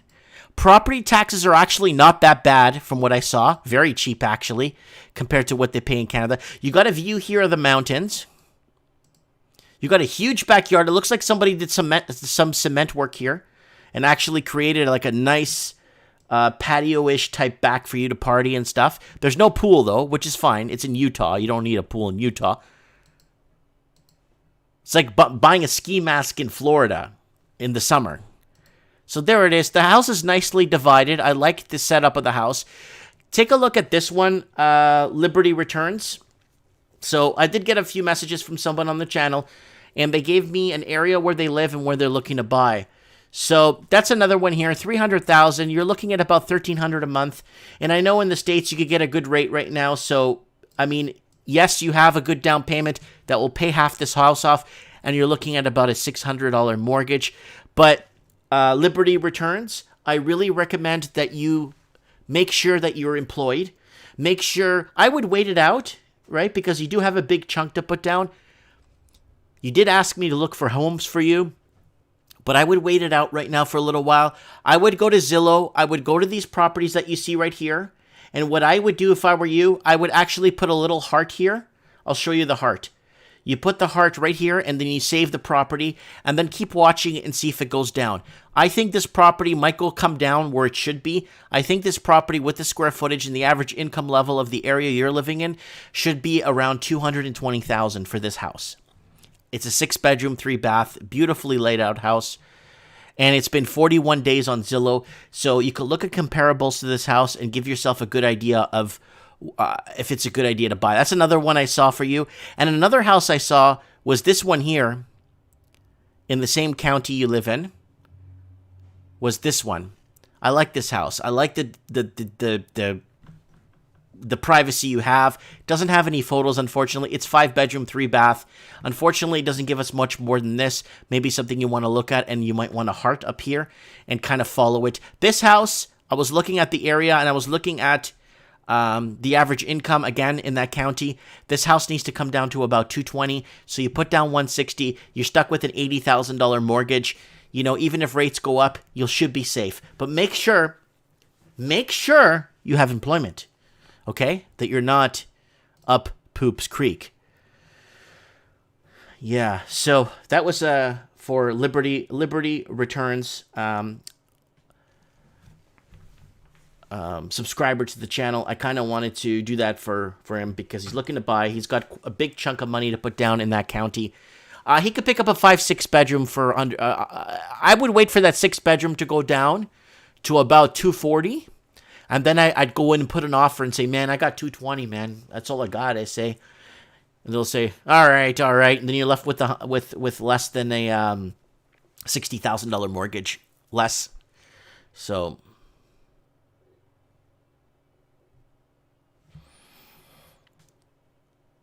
Kevin Thompson, real Kevin Thompson, is arguably one of the most important people in the comment section. I don't know if you could see through my sarcasm, but, you know, it's entertaining, you know what I'm saying? You know, it's kind of entertaining. Yeah, I want to thank Homer J. Simpson for lending me his living room for tonight's show. We're going to be broadcasting from different locations here on trends in the housing market. All right, let's head back to the comments. Utah neighborhood looks exactly like every development in Canada since 1980. But the difference, Harry, is that it's $300,000 for a 6-bedroom, right? In Toronto, a 6-bedroom, I think you're looking at about $1.6 million, right? I don't think you get much land like that. This house I was looking at comes with 11 acres, right? So, you know, Buddy lives in the area.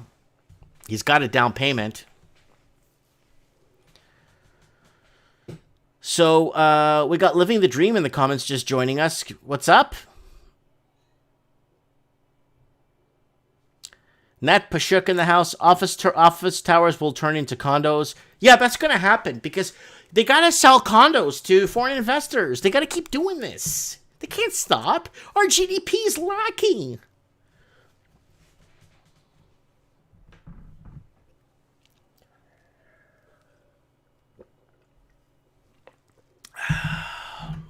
So Kia is saying, laughing his eyes out at Kevin Thompson.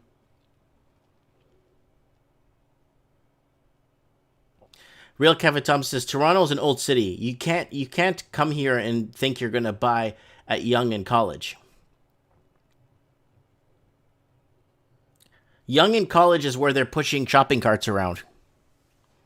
All over the place. Tig Nim in the house.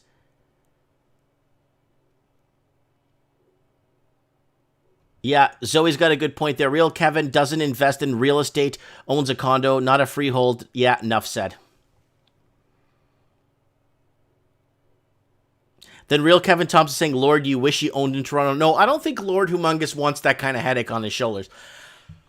I don't think Lord Humongous... You know what? If someone told me, like, hey, Mike, see the 6-bedroom house for $300,000? And somebody asked me and said, hey, Mike, I'm going to give you this $1.3 million teardown home in Toronto, in the Toronto area. It's worth $1.3 million. It's you know, detached, but you don't get really any land. But the key is you got to live in it till you die for $1.3 million. If that's what the house is worth, I'm not paying the 1.3. The key of this deal is I need to live there till I die. Or I could buy this house, or they give me this house for 300 grand, and the key is I need to live in it till I die. I would live in this house for 300 grand and blow off the $1 million extra in living in Toronto. I would gladly, but the key is I can't sell the home, and I have to live in it till I die. I would actually wholeheartedly buy this 6-bedroom on a bunch of acres of land and raise my family in here. That's what I would do. That's just me, right?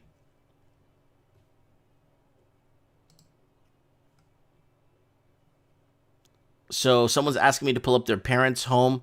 Is it for sale on thing?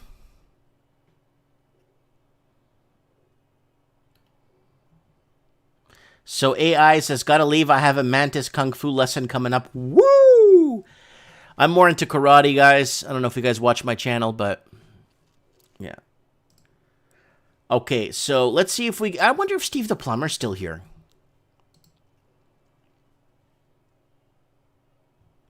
Okay, Real Kevin Thompson says, everyone worldwide invest in Toronto real estate. Michael Lewan saying, yeah, and the office towers were built better than the garbage condos thrown up in TO.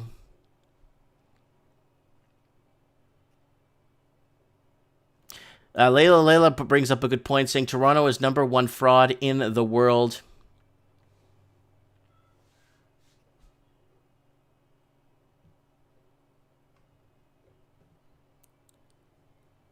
Oh, Elizabeth saying it was sold. Real Kevin Thompson says Toronto real estate is a great investment.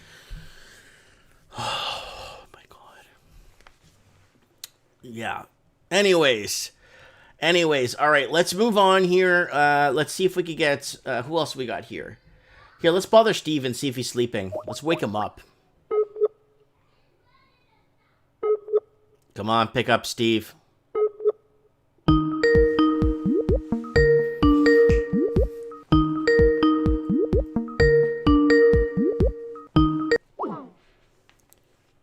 Oh, he's saying he's seriously exhausted. Okay, guys, no problem, guys. No worries. He is seriously exhausted. Don't worry, Steve. No worries. Who else? Everybody's offline.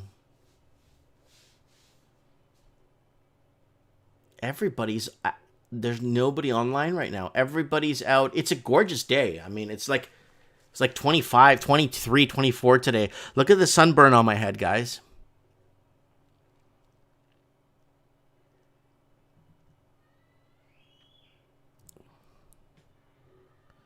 So Mike Chang is asking, what happens to empty gated communities in places like Arizona?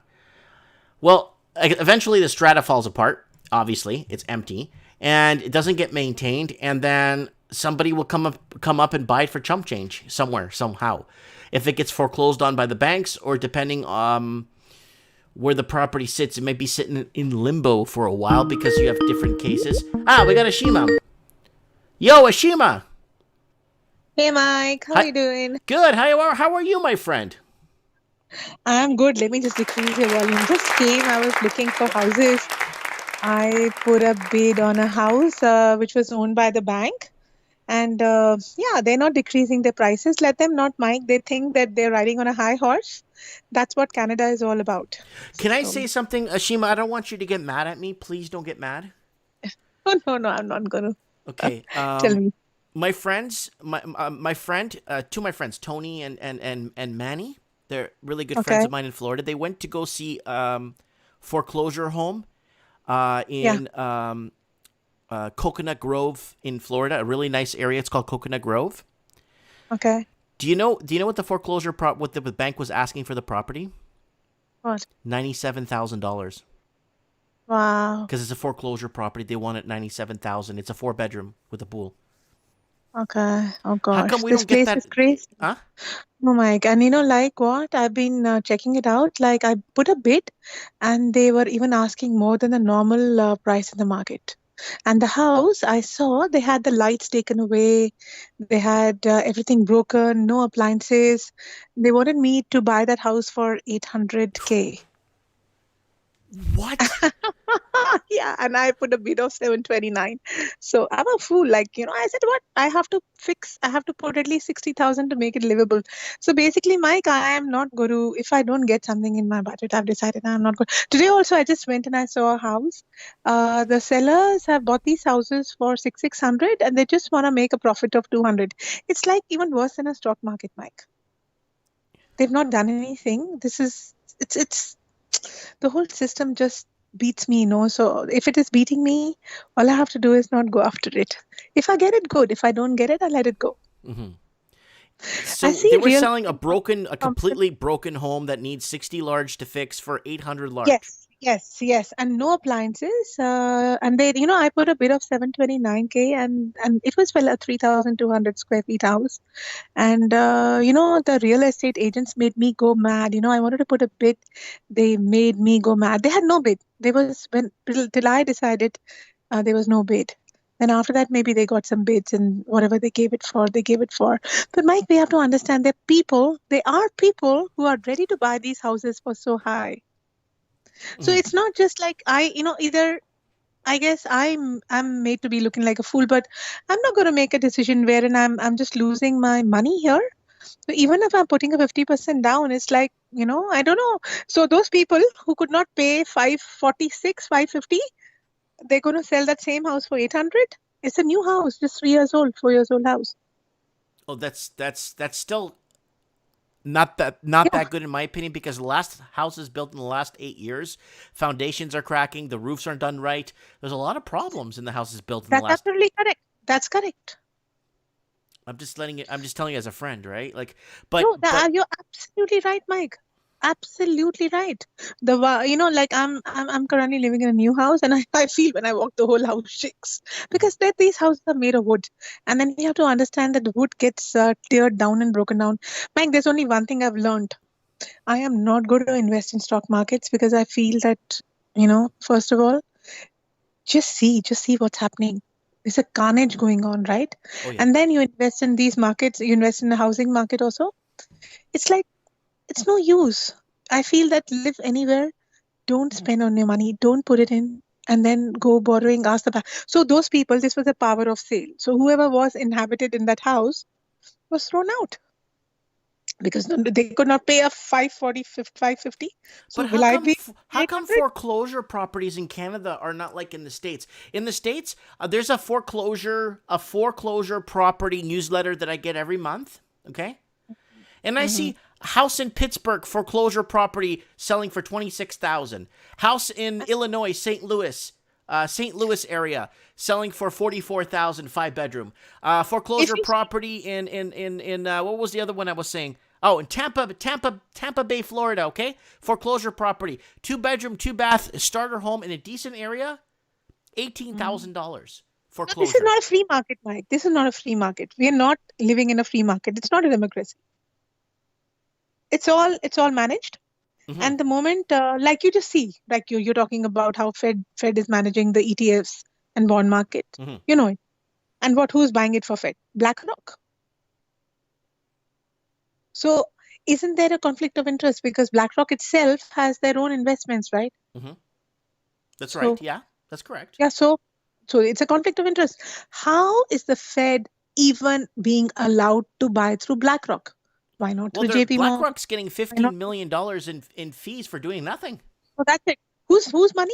Just repeat that. $50 million for sitting there. Just for sitting there. Yeah. So taxpayers' money. So Mike, the problem is we have stopped. We as human beings, our mind has stopped working. We don't want to see what's happening around us. We started accepting things the way they are. And that is why we're going to be in a big predicament because we don't want to question things. And who questions who's these big guys who have guns, gunpowder? We don't have gunpowder, right? No. Yeah, so that's why we can't ask. So this is the state of humanity. This is how it's going to be. What social distancing, Mike? What social distancing? Just go. You want to see a house which is empty? No real estate person is even wearing a mask. Forget about coronavirus. Mm-hmm. I have been to two showings in the past 1 week. Forget about, they don't even tell me to wear one. What are we talking? Where is the coronavirus? I don't know what is all this. This is not all real, Mike. This is all fake. Mm-hmm. Mm-hmm. If it is so bad, none of the real estate agents are wearing it. They don't even tell you to. They'll say, okay, if you're okay, we are okay. Like, you want to wear. So I really don't know what's the reality. What is the purpose of all this? I believe me or not, Mike, there's only one person who's fighting the system, in my view, is Trump, because we're all surrounded with these stupid, he might look whatever he might, Mike, he's still the one who's talking a common man's language. The rest of them are absolutely, but then you look at it, he also wants negative interest rates. You know how dangerous? Did you remember that video I made 2 days ago about that whole BlackRock thing? And did you see how I went through article number 144 through the 1933 Federal Reserve Act and how they want to go around that? Everything. Do you think that okay, I asked Lord Humongous, he says no. Now, I'm going to ask you, do you think that Freddie Mae and Freddie Mac might get bailed out by the communist Chinese?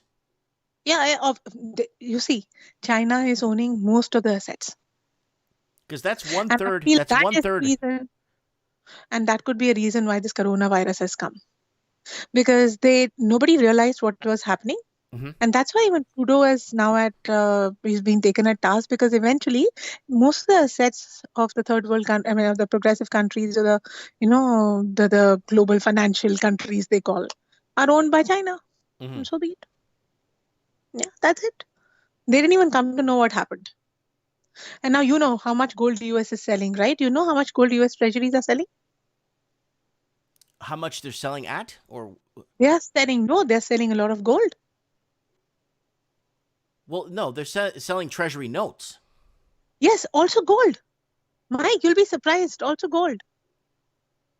Like you're saying the United States is selling gold, physical gold, or gold? Physical coins, gold coins. Oh, American Eagle. Yeah, a lot of them. It's all in the market. It's all open. If they're selling a lot of gold, they're selling assets, right? And that's why I tell people why you have to buy these expensive houses, because now those people who cannot afford it will have to definitely deleverage. Mm-hmm. They keep on telling me, no, the sellers are not dropping the price. Okay, don't. Mm-hmm. Don't. If buyers decide don't buy, don't buy. Let me go into the someone's selling that the markets are crashing right now as we speak. So let's go back into there.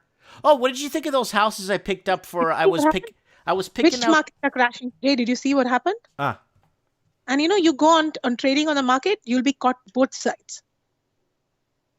This is so dangerous, so dangerous. Mm-hmm. My God, I'm just out of it.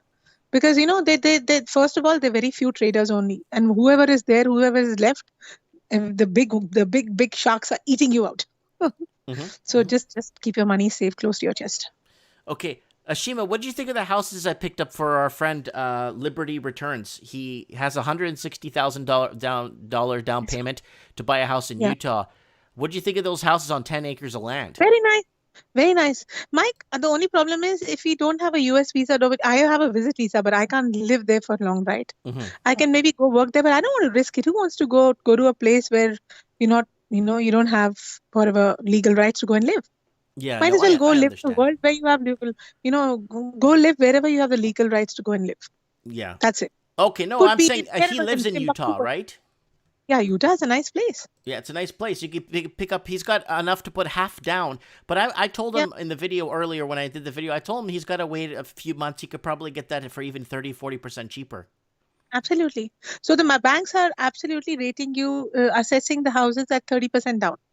Mm-hmm. So if someone wants to go buy, if I want to go and buy, they'll say, okay, this is the house. You have to pay up more cash for this house. So it's okay. Even then it's okay. But why must I pay a stupid price for the house? It's just a house. Yeah, it's just a house. Not life. Okay, we got the markets here. So right now the Australian markets are still open for another 2 hours. The All Ords is down right now live 54 points, sitting at 5,400. The ASX is down 200. The SX 200 is down 50 points, at 5,371. Australian is losing to the US dollar at 64 cents. Oil is still at $25. Gold is at $17.21, up $5. And the markets are going down. Let's look at the Nikkei in Japan. That's why they're not bringing the silver up, because gold is what they're bringing up and selling. Mm-hmm. They're just bringing up the gold and selling it. Well, there is a lot of demand of gold as well, but they're creating these situations wherein war-like situation, Yeah. coronavirus. COVID. I mean, COVID. I don't understand the coronavirus still now. I'm not able to understand it. Yeah. So Maybe when I get it, I might, but I have not yet come across any person who has it. So Yeah. what is this? Have you come across? I have not come across.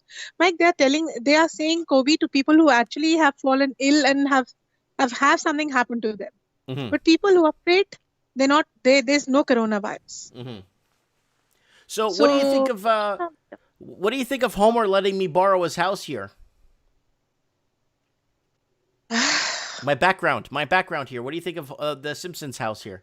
You know what? I have been looking at your background. Where are you getting these from? Last time I saw the conference room background. Excellent job. Isn't that good?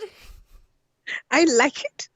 You know when people send me super chat money and stuff like that. You know when people send money through the channel. You know what I mean, right? I actually Yes. take all that money and reinvest it back in the channel. Very good, Mike. Keep it up. At Yeah. least you're giving people a voice to talk, and it's nice, Mike. It's nice to be having a platform where we all can share our thoughts. Common-minded people. Mike, who's real Kevin Thompson? Real Kevin Thompson, I really don't know who he is. I think he's been on the show once, and I think he owns a condo in Oakville, Ontario. And Steve the plumber tried to meet up with him once. Okay. From the channel was going to meet up with him to go for a coffee to talk to him, and I don't know, nothing happened after. So he told me that he is someone who sells houses in Hamilton. He's an estate agent or whatever. He was chatting with me online. But anyway, I did not contact him. I told him to call me on Skype. But I've never gotten in touch with him. But yeah, Stevie, he's a very nice. Steve is a very grounded person. Yeah, I met him. I've met him quite a few times in person. Yeah, I like grounded people. Raven, Steve, you've got these people, Lela, and who else from US? The lovely gentleman, I forgot his name. We got Supreme Cannon, we got Lord Humongous, we got Timothy that calls from Australia. No, another one from US, Mike. He comes on Anthony? our show every week. From Detroit? Every week he comes. I've forgotten his name. Lord Humongous, no? Lord Humongous. Yeah, Lord Humongous is from Colorado, yeah. Yeah, even I like all of you all. And that's why I come share my thoughts. But I just came back after reviewing. And, so the builder has listed this house, a new build for around 800 something. And the seller wants to sell that house for 945, the same house. And what is it realistically worth to you? Like, what is that house realistically worth? Like 500 grand, maybe? 600, 680. It's a 2,500 new brand house. I will not pay anything more than 680. But I said, all right, if it's got all appliances in it, it's got everything upgraded. So maybe 750, but not the price they want to ask for it. So might as well just stay away from it. Mm-hmm. Well, how are you supposed to grow wealth over the years or build wealth when you have such a huge obligation on your back? So everybody keeps on saying that the market is going up. If that person bought that house, I just want to prove it, with facts and figures, nothing but facts, right? If that person who bought the house is selling it for more than the builders listing it, so where the market has gone up? On what market? If there is a buyer on that price, then there's a market. If there is no buyer at that price, there's no market. It's in his head. The market's in his head. And the real estate agents, you just try calling up one, oh, I'm doing transactions worth billions. I have no time to talk. And they're all at home sitting doing nothing. The whole farce, Mike, I don't know how they have trained people over here. If I was their trainer, I'll say either you be honest or you just go. Speak straightforward stuff. That is why I don't like Canada, Mike. I mean, I'm not saying I don't like Canada. All the nationalists, all the people who are who hail Canada. Yes, be truthful. But these people, they're trained. They're trained to talk. I don't know. And did you hear Powell today? He himself is saying there's a recession on what these guys. Mike, there's a recession all over the world. Oh, the entire world's going into emerging market. depressionary stages now. I'm talking Now with about- I'll tell you landlords are changing the 6%, locks. GDP. Yeah. So 6% GDP has come down to 0.8% GDP. And look at the GDP. Already here, the GDP was less. So I don't know where it is now. Yeah, And they're we're going to printing like find out at the that. end of this quarter, right? And even Powell, did you see him? Did you hear him today? They asked him, what about the negative interest rates? He was laughing. He smiled and he answered the question. No, till now, we're not thinking about it. First, we need to stabilize the economy. And then once it is stabilized and the jobs are not there, then we will think about negative interest rates. I mean, like, what is this? But how come? I don't know. I really like Trump, but how did he even ask for negative interest rates? Why? Well, it's heading that way. And the video I did yesterday, I did a video here that says they're pushing it towards negative rates. We'll probably, next year at this time, we could be probably sitting at negative rates, and the bank will start charging you money to hold your money. So I won't keep it here. I'll put it anywhere in the world and I'll declare it. I have this much of money. Let them do what they want to do. I won't keep it here. I'll keep it in a place where at least my money is safe. And I'll put it in my taxes. I'll file the return and say, okay, I have this money. Why aren't you keeping it here? Because I am getting negative interest rates. And this is my hard-earned saving. Mike, I've worked 9 to 5. And, tolerated all that politics and saved and earned. I don't want to put this money over here in the real estate. If I don't get a good price, it's okay. What can I do? Hold on. I'm not here to buy assets, I got Leo S. Leo S in the comments saying the Bank of Australia is announced. It's right here, guys. I already brought up the article earlier. Guys, rewind the show from the beginning. Banks warn house prices could fall 30% as rental vacancies surge. This is coming from the Sydney Morning Herald. Let me go to article scan, please. There it is. And this is a big deal if you're living in Australia. So stop the press. This is a big deal. If you guys are reading this now and you're waking up, or it's afternoon in Australia, this is what you guys gotta keep in mind, guys, if you're looking to buy property. And Ashima, for you too, I think that property will go down 30%. If they're saying it in Australia, you're absolutely right. Huh? So 945, that house which I bid for, Mike, it was banks. Basically, it was a seller who defaulted. So the bank, or you could say the B lender, it was not even the primary, one of the primary banks. I think this was a B lender. This is again, I'm not sure. This is what has happened. It was not a primary bank, not a primary dealer bank. So not the top 5 banks. It's probably a B market lender who would probably given the deposit, and the bank, because I think the person who bought this house didn't even have the deposit. So they bought the deposit from this is what happens, Mike, from the B market lender. And when the bank, when the owner, this was actually written on my bid. The property was I had to buy this house from the B market lender on power of sale. And this was a private lender, B market lender. So basically, probably what could have happened, I think this is how it happens. That the B lender would have given the initial deposit, but hypothetically I stop paying the bank takes over the property and says to the B lender, either you buy the house and pay up a money, or you have to lose your deposit and we will sell the house. But I think the B lender got this house, and this was actually listed at 900 something. So it's been on the market for a year, this house. A year? Yeah, a year. Oh, it's not going to move. It'll probably go around 400, 500 grand. It will move. But no. 99. And they had a bid he told me that there was a bid at 850, and that bid did not get financial approval. Well, I put a bid on 720. I said, well, I'll have to spend a lot of money on that. It was a nice big house. It was 3,200, but I don't need that, Mike. If I would have gotten the money that I was willing to spend in my budget, I would have bought it. If not, okay, go. I mean, if it is not in the budget, maybe somewhere else in the world. What to do? I'm ready, but I am not going to be ready to go crazy mad, no, I'm not going to do it. Yeah. And that's what I keep on telling myself, and I've stuck to my guns, I've stuck to my principles, and Ashima, that's why I'm strong.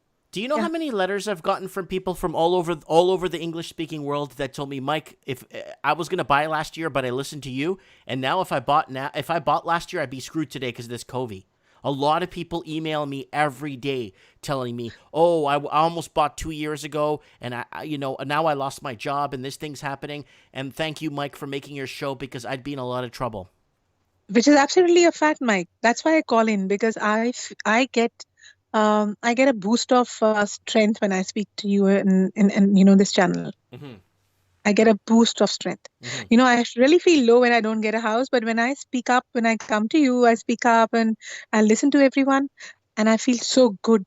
I feel really that, yes, there are people who feel the way I think, and who feel It's not just you. I get emails from so many people saying, "Hey, mate, thank you so much. I'd be in so much trouble if I bought. It looks like I'm going to be moving in with my brother like 200 miles away. I'm going to lose my job already, so I'm moving in with my brother's backyard. For now in a tent until I can get my life together." At least when I'm living on rent, and I feel that this is my expense. I don't have a blind expense of 7,000 property tax per annum. Yeah, people don't understand that in the States. When I tell people in the States that people pay $7,000 a year for property tax in Canada and $20,000 for a restaurant, $30,000 a year in property tax, they're like, "What? For what?" Rather, you live on a normal, reasonable rent and have a nice big house on rent, Mike. And if not this, I'll get another one. I'll live anywhere. Mm-hmm. But I will not compromise on my principles. And that's what I've really learned. One has to stay strong. So you have to be strong, mentally strong to be able to protect your funds. Otherwise, you're finished. One is finished here. There's so many diversions. Real Kevin Thompson is saying to me, "Mike, why would you buy then tell everyone else not to?" 1, I bought 4 years ago. 2, I left a major city 2.5 hour drive away, and I bought a house for $260. So that's what I look at you, Mike, and believe me or not, that's a very good thing to do. See, Mike, currently my family is like, I'm in a situation wherein we have to go and stay somewhere near work, and I have a son who goes to study, so we have to make it sure that we are in that area. Otherwise, I'd be in your position, Mike. You're in a very good position. Mm-hmm. But you see what I'm saying? Now I'm raising my kids, and there's lots of room here. You see how big my backyard is in my videos? Yes, I've seen your videos. Oh, my Excellent house is big. I live in a decent home. Like this house in Vancouver would be like $4 or $5 million, right? Yeah. Mike, you've done the right thing. We all need a shelter, and if we can compromise, we can work from home, or if I have a job, or if I have education in a way that I don't have to go to a place which is near my workplace, mm-hmm. and believe me or not, I can do it. But currently, I'm not in a situation. Mike, your situation is different. Someone's situation is different. Everybody's situation is different. We can't judge everyone by the same yardstick. Mm-hmm. And that's why. And you are ideal situation. Yeah, that's why I keep telling people, like years ago, I don't know if you remember that video I did 5 years ago, get out of Sydney, Australia, because things are going to get bad. Yes, you did. That video got taken down 2 times, and they finally put it back up. And this was like 5 years ago. I was telling people in Sydney, you're screwed. And if you don't own now, you're going to be in a lot of trouble. Your rent's going to go up. The cost of living is going to go up. And then they start seeing this mass exodus. And this was 5 years ago. Very bad. They keep on taking down videos. They don't want every common person to even talk about things. Now, social distancing. Social distancing. It's like YouTube. YouTube. I have 120,000 fans on my YouTube my Facebook. 120,000 followers on my Facebook page, and I'm not considered a public figure, and they don't consider me to be credible. And they don't even consider David Icke to be credible. They don't consider anyone to be credible. Mm-hmm. They only consider the Trudeaus, and the what you call is Morneau, to be credible. So they can consider them to be credible. Mm-hmm. Mm-hmm. Yes. Mike, now nobody cares about mainstream media.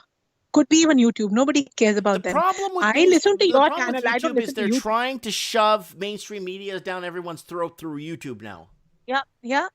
And even did you hear they have a case on Google in Europe? Google has been charged with compromising on. Oh yeah, Germany's suing them, right, or something. Yes, they deserve it. Good. Who are they to give out my information? They'll make you sign. We will be accessing your pictures, accessing your mobile data, accessing your contacts.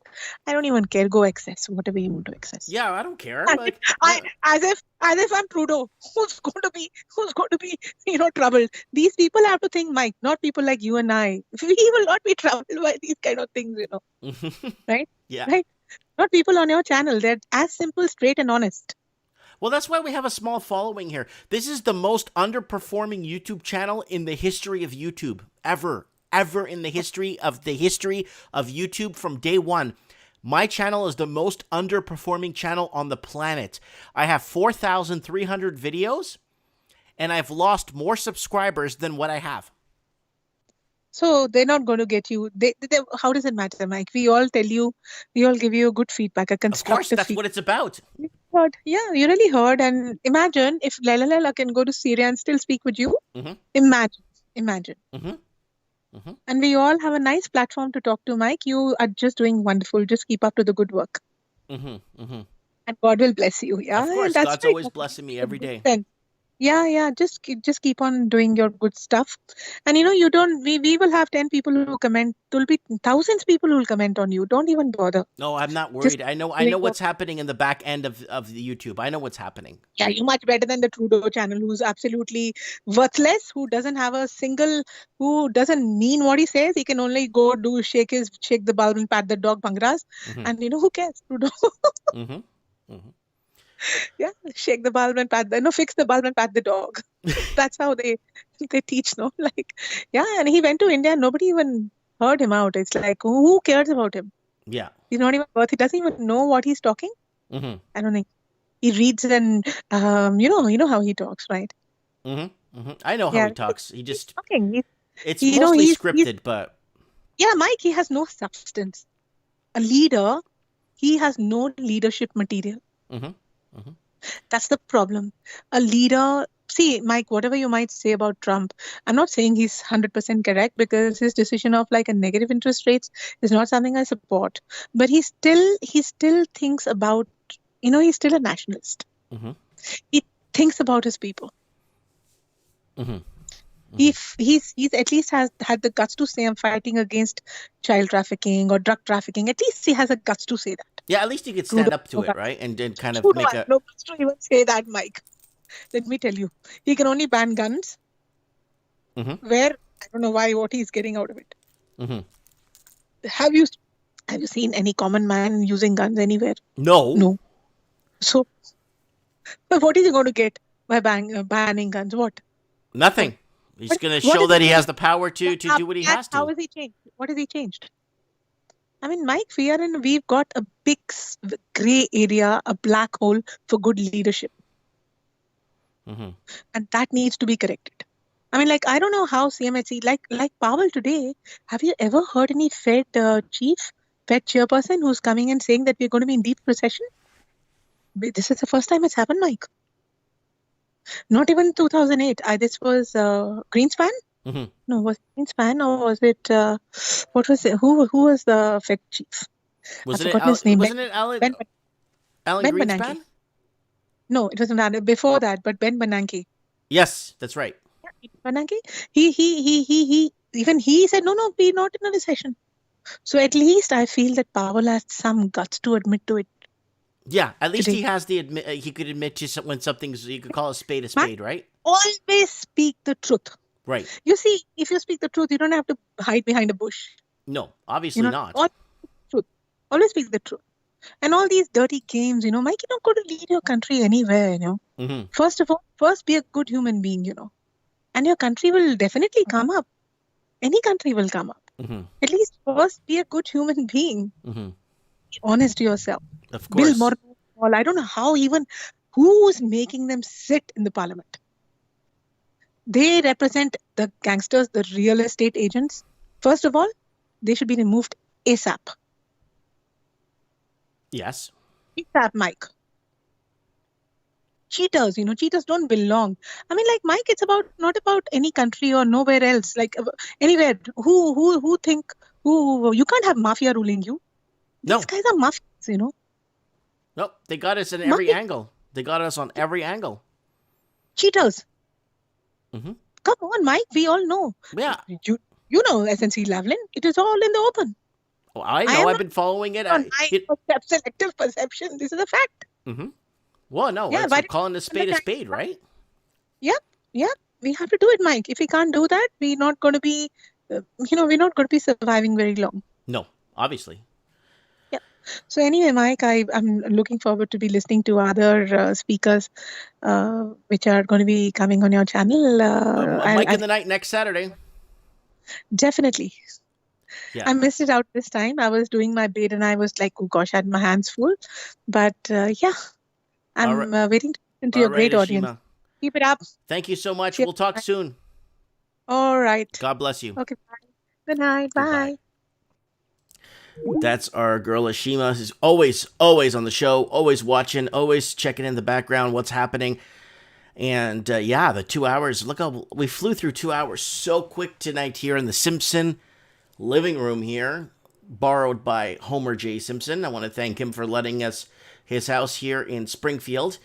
And also, let's go through some comments here. Harry Tuttle says, I find that hard to believe Mike's channel is underperforming. He has a large following. No, Harry, I'll explain to you why. I brought it up on Mike in the Night. I've lost... This is what... Because I've been getting so many people being unsubscribed to me without them knowing. I've lost over almost 19,900 subscribers. Right? And I think I'm only sitting at 12,000, okay? Which is great. I'm happy. I don't care. And they keep rolling back my views, right? So if you go to my channel here, I'll show you guys on the other one here what I'm talking about. This is kind of important, especially if you're looking to start a YouTube channel or something. Okay, let's go to Article Cam, please. Article, here we go. Article scan. So when you go to About...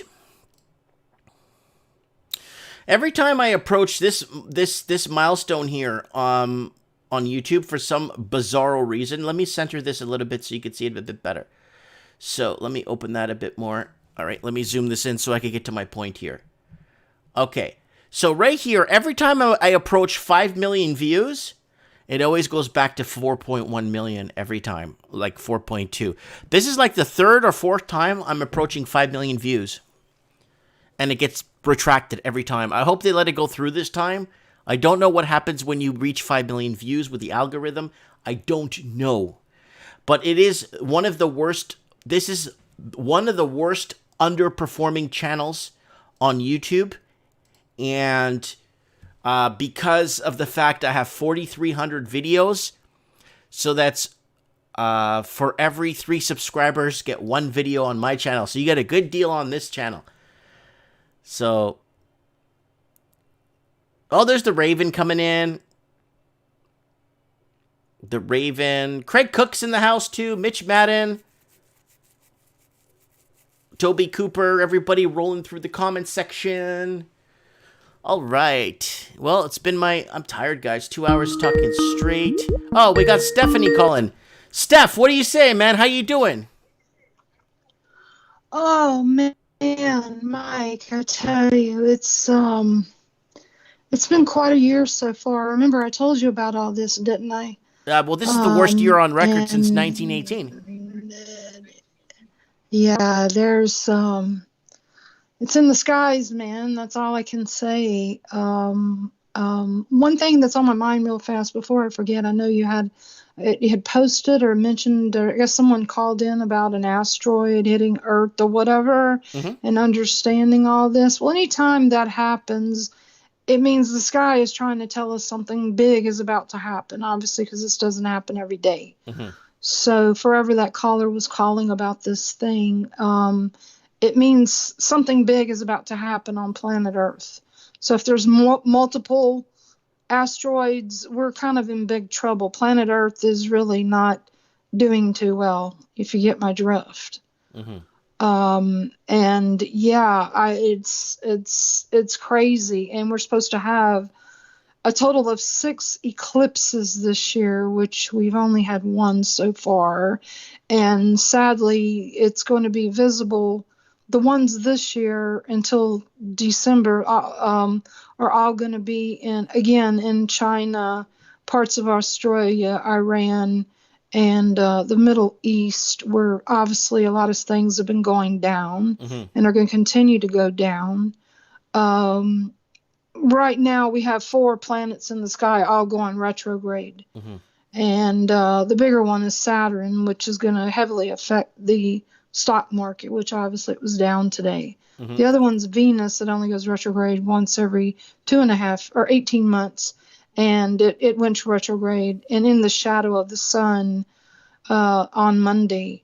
And that's going to continue all the way through the end of July, mid-January or mid-July. So it'll start improving a little bit after July, or from July and early August. But again, late August, from the 20th of August to the end of the year, if I were you, I would not be traveling anywhere. I promise you, Mike.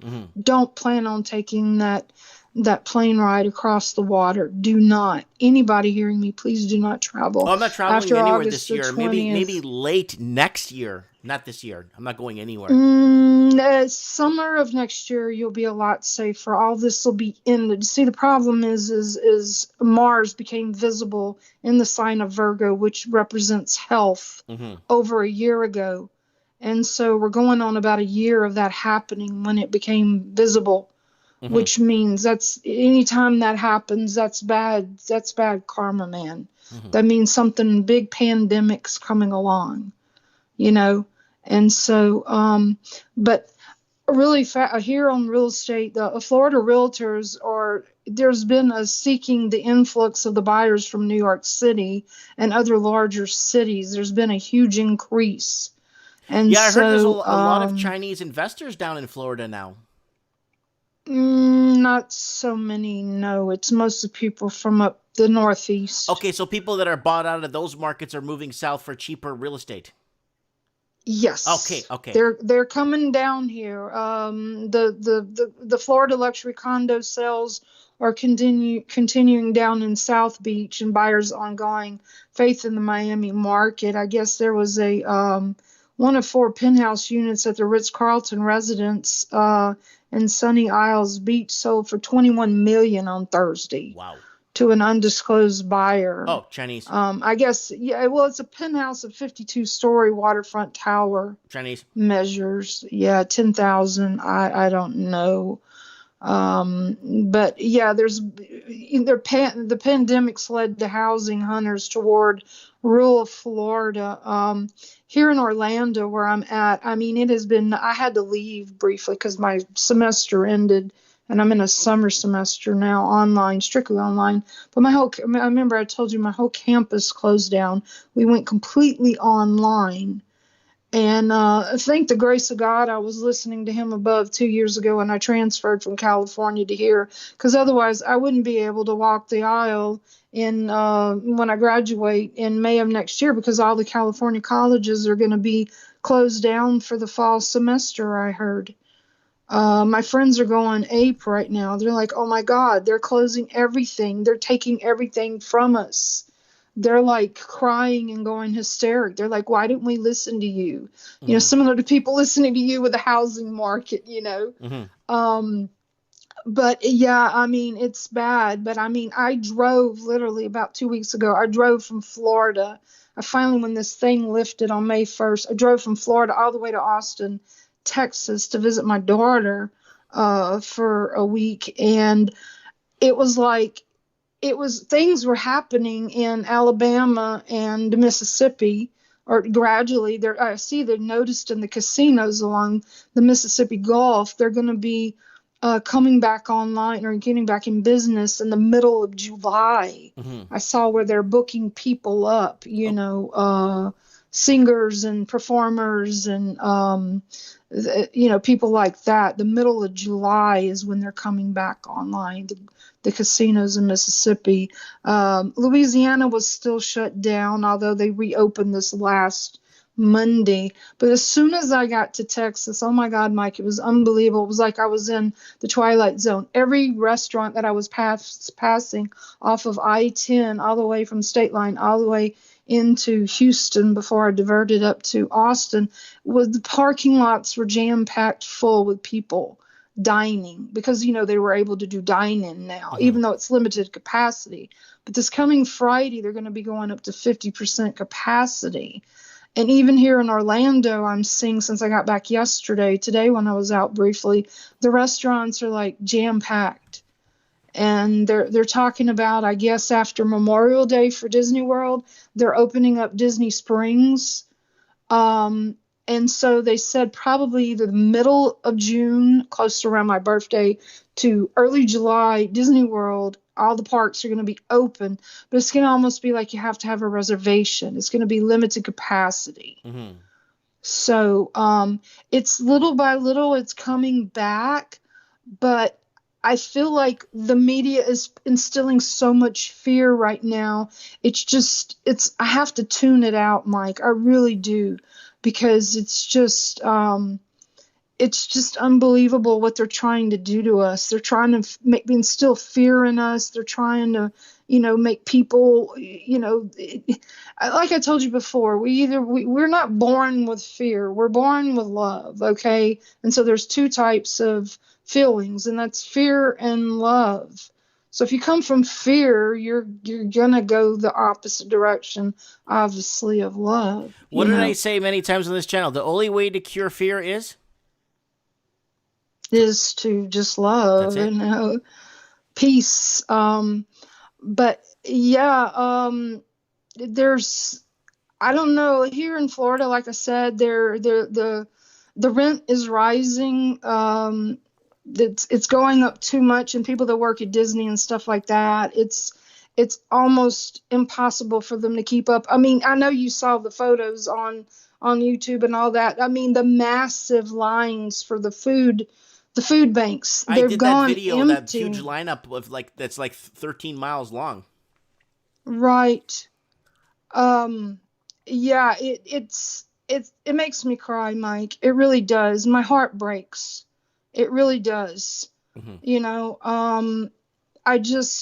I feel for these people. I mean, I'm blessed right now that I'm in school and I'm a veteran and I'm being helped, because I served my country and I paid my dues, but there's friends of mine that have graduated and they don't know what they're going to do. I mean, we That's have the scary millennials part. that graduated in 2008 Yeah, and they still haven't found jobs. And here we got another set of millennials graduate, and they're like, what hope is there for me? I can't even work at a Starbucks right now. Yeah. Yeah.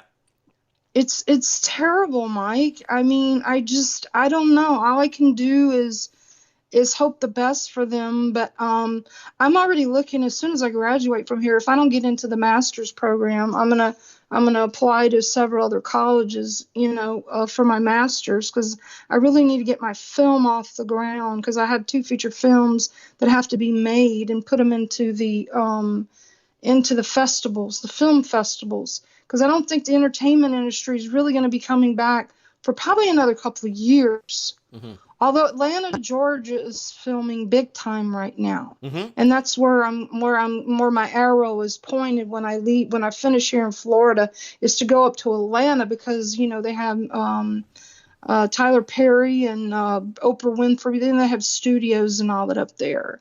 And Florida's kind of booming right now. I was offered a job 2 years ago in Atlanta, in a studio working as a technical director for green screening and editing and all that stuff, all that jazz. Somebody saw. Oh my God! Somebody saw some of my edited videos awesome. I made and stuff I've made, and they're like, "Well, this guy's not bad," and I was like, "Nah." That is great. Oh man. Yeah, I was like, "I'm okay, man." Yeah. Yeah, I hear you. You got to be happy with, you have your other you have another calling. Mhm.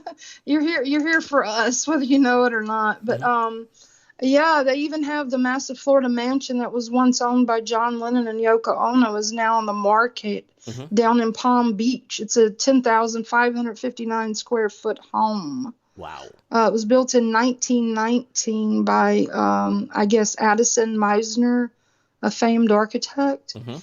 But yeah, the real estate here, I mean, there's lots of for sale signs, but I think what's keeping it going here is, I mean, there's a lot of them, tons of them here empty. Now, don't get me wrong.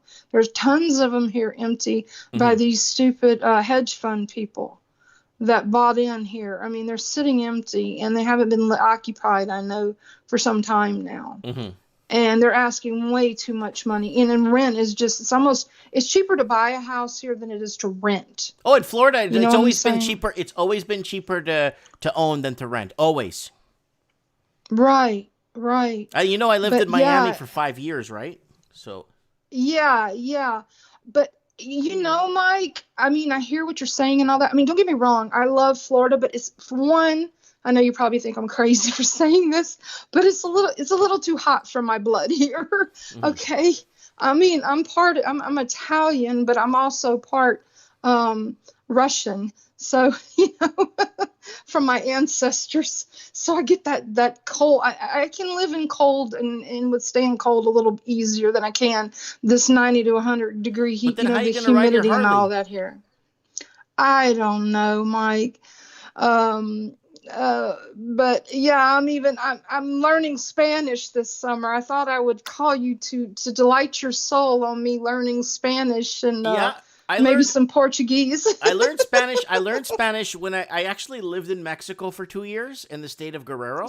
And that's when I really learned Spanish because nobody spoke English, so I had no choice. And then I just kept that Spanish going when I moved to Miami, and everybody that I employed a bunch of people that worked for me, and they were all like from Puerto Rico or from like Venezuela or Mexico, and I just kept my Spanish going. So yo hablo español casi todos los días.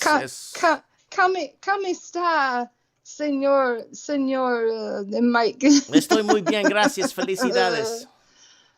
Sí.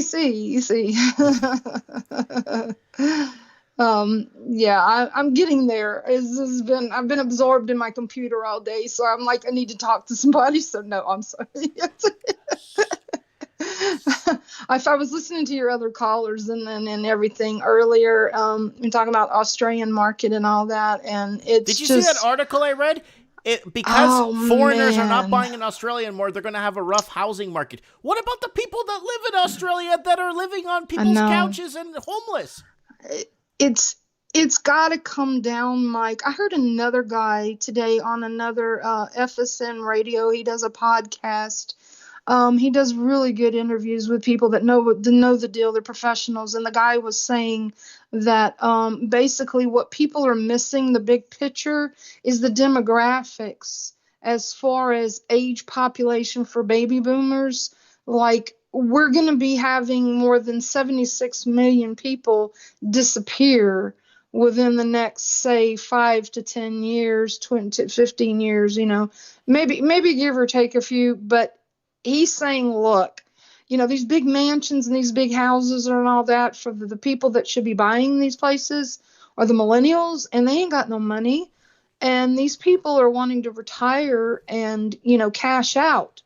So, you know, the baby boomers are going to be giving it up soon. And I think with this recession / depression that we're going to go through, they're at the age now, you know, between 55 and 73 right now, they're going to be cashing out and or retiring. And so something has to give, basically what he was saying. And the bottom line is these prices are going to have to come down because the Federal Reserve has no more wiggle room. They have no more tools in the toolbox. They cannot lower interest. They're talking about negative interest rates for us here in the States. I said that the other day when I was reading that video. They're going to do 3 interest rate cuts or 2 interest rate cuts before the end of this year. They're going to 0. Right. I have a feeling, but prepare. And I've heard it from more than 4 or 5 different astrologers. By the end of the year in December, gold will be going to the sky. December is when you're going to see gold and silver start to go up in price. You think so? It's already wiggling. Oh yeah. And actually, probably, I know you, and I think you did a video on this. Sadly, I wasn't able to watch it all, but I think you were doing a video about, oil prices. Yes. Well, Mars is about to meet up with Neptune here very soon, and when that happens, that usually means a spike in the oil and gas. Now, I'm not saying it's going to go through the roof like it was before, but you're looking at a spike because obviously the economy's getting back on track again. It's getting close to the summertime, and more people I've noticed. I mean, the traffic here has been unbelievable with people coming from New York and stuff. It's just been unbelievable here. I'm just seeing them from, Pennsylvania and DC, and everybody from up northeast is coming here. I just but they check you when I came back through. They check you at the border of Florida. When I coming through the Pensacola there right before the state line, they checked me to ask me had I been to New York or had I been to Pennsylvania, any of those states, and or even Louisiana. And I said, well, I went through Louisiana, but I only stopped once to get gas, and that was it. He said, so you haven't stayed any long period? I said, no. So they're checking here at the borders in Florida before you come across state line in a car. Okay. So not just at the airport, they're asking you these questions. It at state lines. They've been doing at the state line, yeah. Yeah, they've been doing that throughout different states. And when I drove to California, once I drove to California a few times, and they asked me when I left Oregon, when I was going into California state line from Oregon side, they asked me if they checked my car and everything. Yeah, they do. They do, especially if you're coming up the 5 when you're coming from Mexico, right there at Pendleton. They check. Not all the time, but most of the time they do. But then I also heard where the border is, and obviously this is because I guess it's an agreement from Trudeau and Trump, is that, the Canadian border to the U.S. and the U.S. to Canada is going to remain closed for the next 6 weeks minimal. So, as far, because we're one of the largest, we share the largest border almost of anywhere in the world between Canada and the United States. But yeah, Americans can't just go over to Canada. Canada can't just come over here. No. No, not at all. They made that really tough. I even applied to live in your country, and they told me I didn't qualify, or they weren't looking for my kind. Right. Well, I don't know. I have no idea what our government's doing or what they're picking to choose to do. Yeah, that's good. I just felt bad for the company that sponsored me. That they were pretty pissed off. And I'm like, well, I'm sorry, guys. I can't tell your immigration what to do, right? Right. But yeah, back to real estate. Also, the southern Florida's industrial market could possibly, they're saying, boom after the pandemic. And the real estate market is limited but still functioning. And I guess Governor Ron DeSantis suspended all evictions and foreclosures in Florida for 45 days. Well, I'm putting up your picture with the red coat. Is that okay? That's fine. Yes. Oh, nice. Okay. Yeah. Yeah, but it's I don't know what to say, Mike. It's Florida. The space here, the houses here in Florida, in my opinion, compared to a lot of other states and places I've lived, they're rather small. Okay. You don't get the same type of square footage in a Florida home as you would, say, on average, that median average place compared to, say, Texas. You know what I'm saying? Like the houses in Texas are much bigger. And yeah, property taxes are higher. But you know what? I'm going to argue in favor of Florida because you don't have to be home all the time in Florida. You could be out every day. The weather's always nice. You could plan a picnic 3 years in advance in Florida. This is true. Give or take the pandemic when people were locked down around here. I know I only went out twice a week. I mean, but I thank God. I mean, I had schoolwork and all that anyway because everything went to online. So I tried to, it's really hard to look out the window and see the sun shining and then, to think, because there was police running up and down the roads here. Mm-hmm. So if you were out running around and you weren't, a cop even followed me, and he followed me all the way to the grocery store. And I'm like, what are you following me for? And he followed me to the grocery. I guess it was making sure I wasn't just running around. I'm like, what? Why would I want to run around? I don't know. Were you It's taking just your like, motorcycle, or was it just like? Just a car, but still, it's just like, I guess because it was by the campus, and so I had to go, run to the store and, just like, I need to get out. I need my vitamin D. And I mean, I'll be honest with you, Mike, this pandemic, it's causing more on the depression side of things. And then the domestic violence went up back last month, and it's like, why aren't they, and the kids, they're not able to see one another. They're not able to see their friends. They're not able to play. But Ron DeSantis today was positive that he's allowed all professional sports teams to start practicing with one another. Mm-hmm. So he's given the AOK here for sports to start, picking up and getting people out there. And, because, I mean, they missed the baseball spring training was canceled. And here we are at the end of the season. Probably may not have much of a baseball season at this point. Yeah. But then, you've got the football season. And I guess Tom Brady signed on with Tampa Bay. And so, that's a big deal. Mm-hmm. And they're actually supposed to have the Super Bowl this year in Tampa Bay. Mm-hmm. So people here are kind of excited about that. I mean, they got to get excited about something. There's nothing, it's getting their minds off all this garbage, but yeah, it's the real estate, it's put it this way. I don't think I thought maybe I would have seen these hedge fund people get out of here. People could have regular market. People could afford to live in a regular average house on an average wage. Because, the wages aren't that high here, Mike. No, I know Florida's cheap. Florida's cheap. Florida doesn't pay a lot. But the average price of the home is not like anywhere near other parts of America, right? So... but still, it's give or take in specific areas. It's like, some are better than others. Here in Orlando, because it's mostly tourists and more than 60% of the people, I mean, it's almost been a ghost town here on International Drive going down to Disney World. And, I'm used to seeing all these people from, all over South America, Brazil, Argentina, England, Canada, a little bit of Asian countries, even Australians, and I'm just like, they're not here.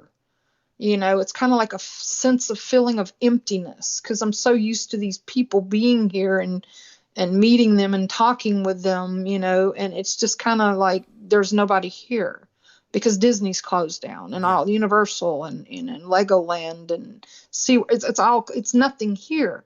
But the people that work here, I mean, they can afford to buy these houses. Most of the average house here for a decent house in a safe area, you're looking at about $250,000. And I know you think $250,000 is a blessing to all the people listening to this all over the Commonwealth. Yeah, but it's really hard to qualify right now because I understand. They're asking for a lot. You have a 720 score or cash.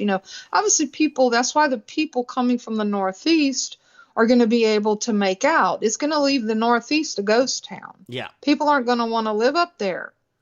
But yeah, down in Boynton Beach, and I mean, all these houses are going, for $300,000. But the people coming from Northeast are saying, this is more property, more safety. So it depends on where you're coming from and what you think. New York, they sell their house to $1.2 million, right?